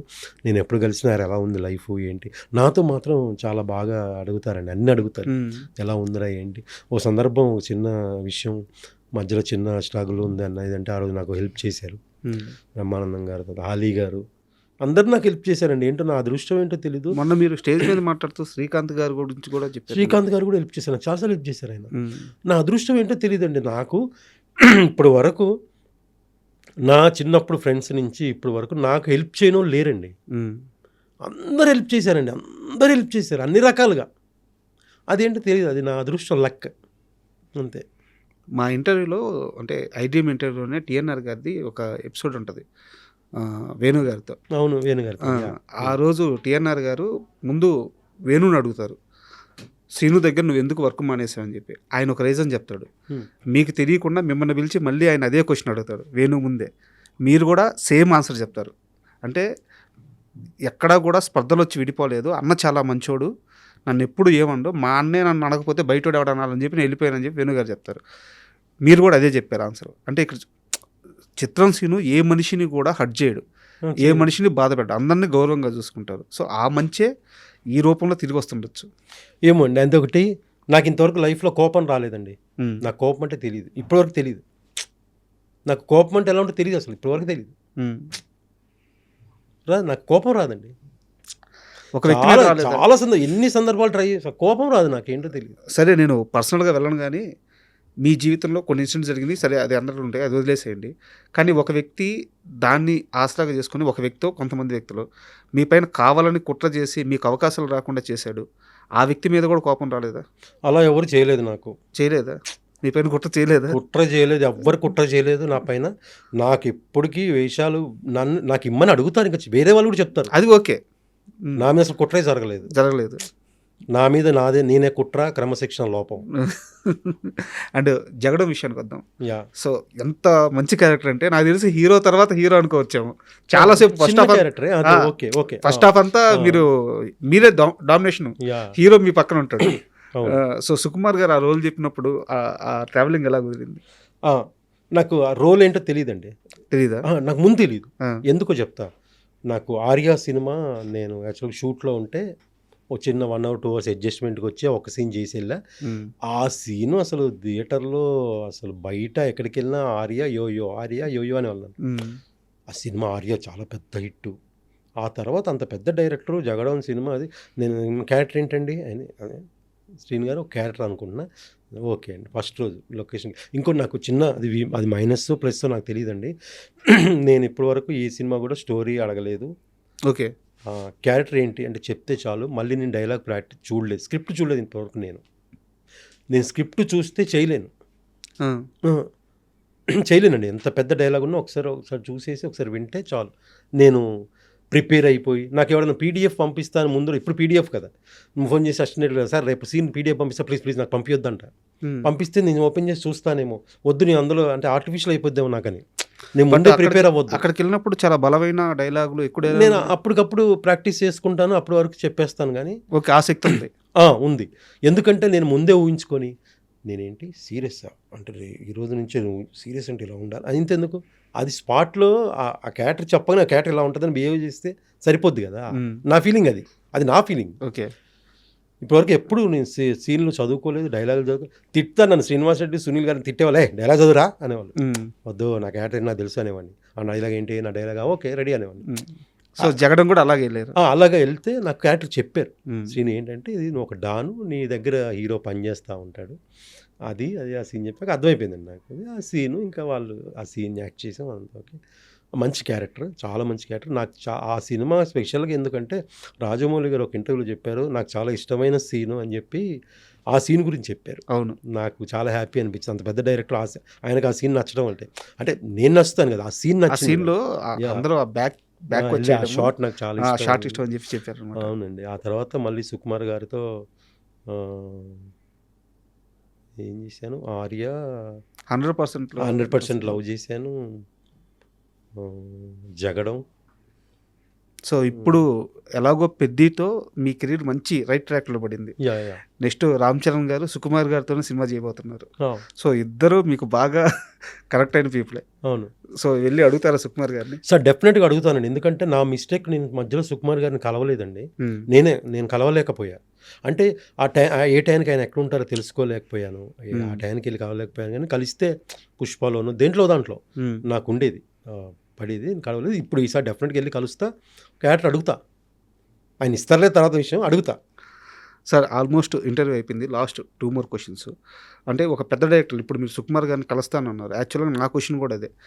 రాజమౌళి గారిని, బోయపాటి గారిని, త్రివిక్రమ్ గారిని ఇలాంటి పెద్ద డైరెక్టర్ని మీలాంటి వెల్ నోన్ ఆర్టిస్ట్ కలవడంలో తప్పే ఉంది, మీరు ఎందుకు అది మధ్యలో వదిలేసుకున్నారు? అవునండి, నిజంగా నేను కూడా ఒక్కోసారి ఆలోచిస్తా ఆ విషయం. అరే నేను మధ్యలో కలవాల్సిందే, కలిస్తే బాగుండేది. పైగా మిమ్మల్ని ఏదో ప్రొడక్షన్ హౌస్ వాళ్ళు లేకపోతే గేటు ముందు ఆపేసే మనిషి కాదు మీరు. ఖచ్చితంగా మీరు ఏ యూనిట్కి వెళ్ళినా, ఏ నిర్మాత దగ్గరికి వెళ్ళినా సరే ఖచ్చితంగా మీకు లోపలికి ఎంట్రీ ఉంటుంది. వెళ్ళి ఒక 1 hour 1/2 hour వెయిట్ చేసినా నీట్గా వెళ్ళి కలిసి డైరెక్టర్తో మాట్లాడగల కెపాసిటీ ఉన్న మనిషి కదా. అంతే కదా, 5 నిమిషాలు మాట్లాడడం చాలు కదా. అంతే. సో ఎందుకు అది ఆపేశారు అనేదే నాకు అర్థం కాలేదు. అంటే నేను కలుస్తున్నాను కానీ కొంచెం మెయిన్ త్రివిక్రమ్ గారిని కలవలేదండి నిజంగా. నేను మధ్యలో ఒక్కసారి ఏదో కలిశాను, మధ్యలో ఒక సినిమా. అప్పుడు ఆయన అన్నారు బాగానే ఫిట్ ఉన్నారండి మీరు, అది అన్నారు. అన్నాను సరే ఏదైనా ఉంటే చూడండి అంటే డెఫినెట్గా అన్నారు. ఆ సినిమాలో ఏం లేవులేండి. ఒక సినిమా నేను కలిసింది కూడా చాలా సంవత్సరాల క్రితం. తర్వాత సుకుమార్ గారిని కలవలేదండి మధ్యలో. నిజంగా నేను అసలు ఇంతవరకు రాజమౌళి గారిని ఇంతవరకు వెళ్ళి నేను వేషం గురించి కలవలేదు. కలవాలండి, ఆర్టిస్ట్ కలిస్తే వాళ్ళకి ఒక ఐడియా వస్తుంది. కరెక్ట్. ఉన్నాడు వీడికి ఒక క్యారెక్టర్ సరిపోద్ది అని ఒక ఐడియా వస్తుంది. కలవలేదండి. అదే చెప్పాను కదా మధ్యలో క్రమశిక్షణ లోపమని. ఇప్పుడు మార్చుకుంటాడా చిత్రం శ్రీనిధి? డెఫినెట్గా మారిపోయాడు, ఆల్రెడీ మారిపోయాడు. అందరినీ కలుస్తాను, జాగ్రత్తగా క్రమశిక్షణతో ఉంటాను. అండ్ ఇంకోటి మీ వాట్సాప్ గ్రూప్ అండి, ఇండస్ట్రీలో చాలా మందికి ఆ వాట్సాప్ గ్రూప్ గురించి తెలుసుకోవాలని చాలా ఇష్టం. మీ ఫ్రెండ్స్ అందరు, మీరు, సత్యం రాజేష్ గారు, ప్రవీణ్ గారు, వేణు గారు, ఆ గ్రూప్ గురించి ఎలా ఉంటుంది? ఆ గ్రూప్లో చాటింగ్ కానీ కలిసే అందరూ కలవడం కానీ ఎలా ఉంటుంది ఆ గ్రూప్లో? సార్ ఇప్పుడు వీళ్ళందరూ కూడా శ్రీనివాస్ రెడ్డి గారు ఒక సినిమాలో అద్భుతంగా యాక్ట్ చేసి ఫుల్గా నవ్విస్తారు, సత్యనారాయణ గారు ఫుల్గా నవ్విస్తారు, ఒక సినిమాలో సీరియస్గా చేస్తారు, ప్రవీణ్ గారు, రఘు గారు, వేణు గారు, అందరూ సినిమాల్లో నవ్వించి అదే కమీడియన్స్గా పేరున్న వాళ్ళు అందరూ, వెన్నెల కిషోర్ గారు, సప్తగిరి అందరూ కూడా అంత టాప్ కమీడియన్స్ కదా. అందరు కలిసి ఒక గ్రూప్ అంటే ఎలా ఉంటుందండి? ఇక మాకు పొద్దున్న లేచిన పడుకునే దాకా నవ్వుతూనే ఉంటాం. యాక్టివ్గా ఉంటుంది గ్రూపు. ఒక సందర్భాలండి నవ్వి ఇవి నొప్పిలేస్తాయి, ముగ్గులు కడుపు నొప్పిలేస్తాయి. అలా జరిగిన సందర్భాలు కూడా ఉన్నాయి. అంటే ఇంకా అది వెళ్తా ఉంటుంది చాట్. అలా అందరు కమిడియన్స్ ఒకరిని మించి ఒకడు కదండి. సత్య అందరూ ఒకరిని మించి ఒకరు కౌంటర్లు వేస్తూ ఉంటారు కూడా అక్కడ. అంటే దానికి 100 పడిపోతూనే ఉంటాయి. మేము అందరం కలిసినప్పుడు కూడా మంత్లీ వన్స్ కలుస్తాము.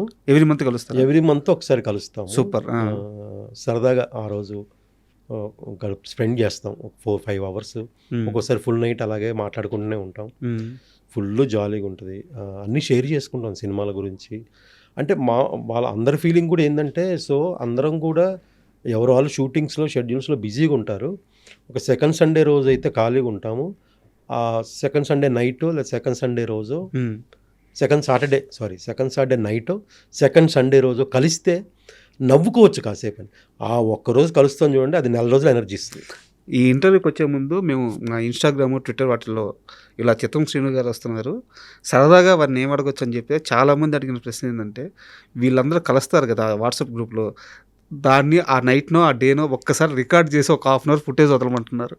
అమ్మా అంటే మీరన్నమాటే మనలందరినీ నవ్విచ్చే కమెడియన్స్ కలిస్తే ఎంత నవ్వు వస్తుంది అనేది తెలుసుకోవాలని ఉందంటున్నారు.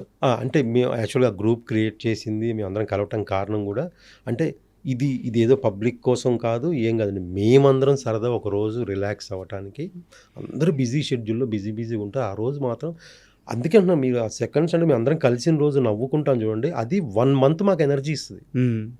మళ్ళీ దాని గురించి నెక్స్ట్ డే చాటింగ్ డ్రాప్ వెళ్తూ ఉంటాయి వాట్సాప్లో. ఆ పార్టీలో ఎవరెవరు ఏం చేశారు ఏంటి, అంత ఫన్నే ఉంటుందండి. అంత కమెడియన్సే కదండి, అంత ఫన్నే ఉంటుంది, అంత ఫన్ ఉంటుంది. అదేదో కమర్షియల్గా చేద్దాం. చాలామంది కూడా ఒకరోజు ఫ్రెండ్షిప్ డే రోజు మీ అందరు కలిసి ఏదన్నా అని 2-3 మన ఛానల్స్ వాళ్ళు అడిగారు. లేదండి, ఇది కమర్షియల్గా చేయాలనుకోలేదండి, ఏదో సరదాగా పెట్టుకుంది, అది అలాగే ఉంది, దీన్ని ఏదో పబ్లిక్ చేయాలని కాదు, అది మా ఉద్దేశం. అందుకే మీరు ఫుటేజ్ అంటున్నారు కాబట్టి అది అసలు ఎందుకండి, మేమే షూట్ చేసుకోం అసలు ఏమి. మేము ఒక ఫోటో దిగుతాం అంతే, ఆ ఫోటో కూడా నెక్స్ట్ డే వాట్సాప్లో అదే ఇన్స్టాలో పెడదామని ఒక ఫోటో దిగుతాం అంతే తప్ప మేము కూడా ఏం షూట్ చేయం, మాట్లాడుకుంటూనే ఉంటాం అంతే ఆ రోజంతా. ఇది ఓన్లీ టాలీవుడ్లో మాత్రమే ఉన్న బ్యూటీ సార్. ఎందుకంటే ఇంతమంది కమెడియన్స్ ఏ ఇండస్ట్రీకి ఉండరు. బట్ మన కమెడియన్స్ అందరిలో ఒకరి మీద ఒకరికి ఎవరికి కూడా క్లజ్ కానీ కుళ్ళు కానీ ఏముండదు, అందరూ అద్భుతంగా కలిసిపోయి ఉంటారు. మిగతా ఇండస్ట్రీ ఎక్కడా కూడా ఇలా ఒక ఆర్టిస్టులు ఇంత ఇన్వాల్వ్ అయిపోయి కలిసిపోయి ఉండడం ఎక్కడ లేదు, ఉండదు. మా అందరు కూడా మా గ్రూప్ అందరూ కూడా నాకు అందరూ హెల్ప్ చేశారండి. నేను చెప్తున్నాను కదా, నాకు పుట్టినప్పటి నుంచి నాకు ఎవరైతే ఫ్రెండ్స్ ఉన్నారో అక్కడ నుంచి ఇప్పుడు వరకు ఇండస్ట్రీ ఈరోజు పరిచయం వ్యక్తి వరకు కూడా నాకు హెల్ప్ చేశారు. సూపర్. అది తెలియదు, నేనే ఆలోచిస్తాను నాకు ఇంతమంది హెల్ప్ చేశారేంటి, నా అదృష్టం అండి. నేను అలా లిస్ట్ రాసుకుంటే రేపు నేను వీళ్ళందరికీ చేస్తానా లేదా అనుకుంటా. కానీ చేయాలి, నాకు హెల్ప్ చేసిన వాళ్ళకి నేను చేయాలి కదా రేపు డెఫినెట్గా. And super sir. యాక్చువల్గా చిత్రం శ్రీను అనగానే ఇప్పుడు దాకా మనం మాట్లాడుకున్నట్టు అద్భుతమైన సినిమాలు మాకు అందరికి గుర్తొస్తాయి. సరే, ఇప్పుడు దాకా కెరీర్ ఒక ఫేజు, సో పెద్ద తరువాత ఒక మంచి సినిమా పడింది, కరెక్ట్ పాత్లో ఉన్నారు. సో మీ కెరీర్లో ఇంకో నెక్స్ట్ ఫేజ్కి మీరు వెళ్ళాలి, అది సక్సెస్ఫుల్గా ఆ పాత్ సాగాలని మనస్ఫూర్తిగా కోరుకుంటున్నాను. Thank you very much sir. Thank you అండి, thank you so much, thank you. అలాగే అందరికీ. సో ఈ పెద్ద తర్వాత మళ్ళీ మీరు అన్నట్టు సెకండ్ ఫేజ్ స్టార్ట్ అయింది అనుకుంటున్నా. సో చూడాలి మన డైరెక్టర్లు అందరూ. నాకైతే చాలా కాల్స్ వచ్చాయండి, హ్యాపీగా ఉన్నాను. ఈసారి జాగ్రత్తగా బుద్ధిమంతంగా క్రమశిక్షణతో మలుగుతానని ప్రమాణం చేస్తూ. థ్యాంక్ యూ అండి, thank you sir. All the best. Thank you so much, love you sir. And for more videos, Hi guys, this is Riddhi Kumar here. Please subscribe to iDream channel. Subscribe to iDream Media. Please subscribe to iDream. Please subscribe to iDream. Please subscribe iDream. And please subscribe to iDream. For more videos, subscribe to iDream. please like, share and subscribe to the channel. Congratulations, iDream. Subscribe to iDream. Subscribe to iDream. So subscribe to iDream Media. iDream ki iDream team andarki huge congratulations. Please subscribe iDream Media. Please subscribe to iDream. Subscribe iDream. Please subscribe to iDream. iDream అంటే నా కళల channel subscribe చేసుకున్న నోరు తిరుగుతలేదు, మీరైతే గంట గుర్తు కొట్టండి. For more such videos, please subscribe to iDream. Subscribe to iDream. Please subscribe to iDream. Please subscribe iDream Media. Please do subscribe to iDream. Please subscribe to iDream Media. For best entertainment and information, please subscribe iDream. And don't forget to subscribe to iDream.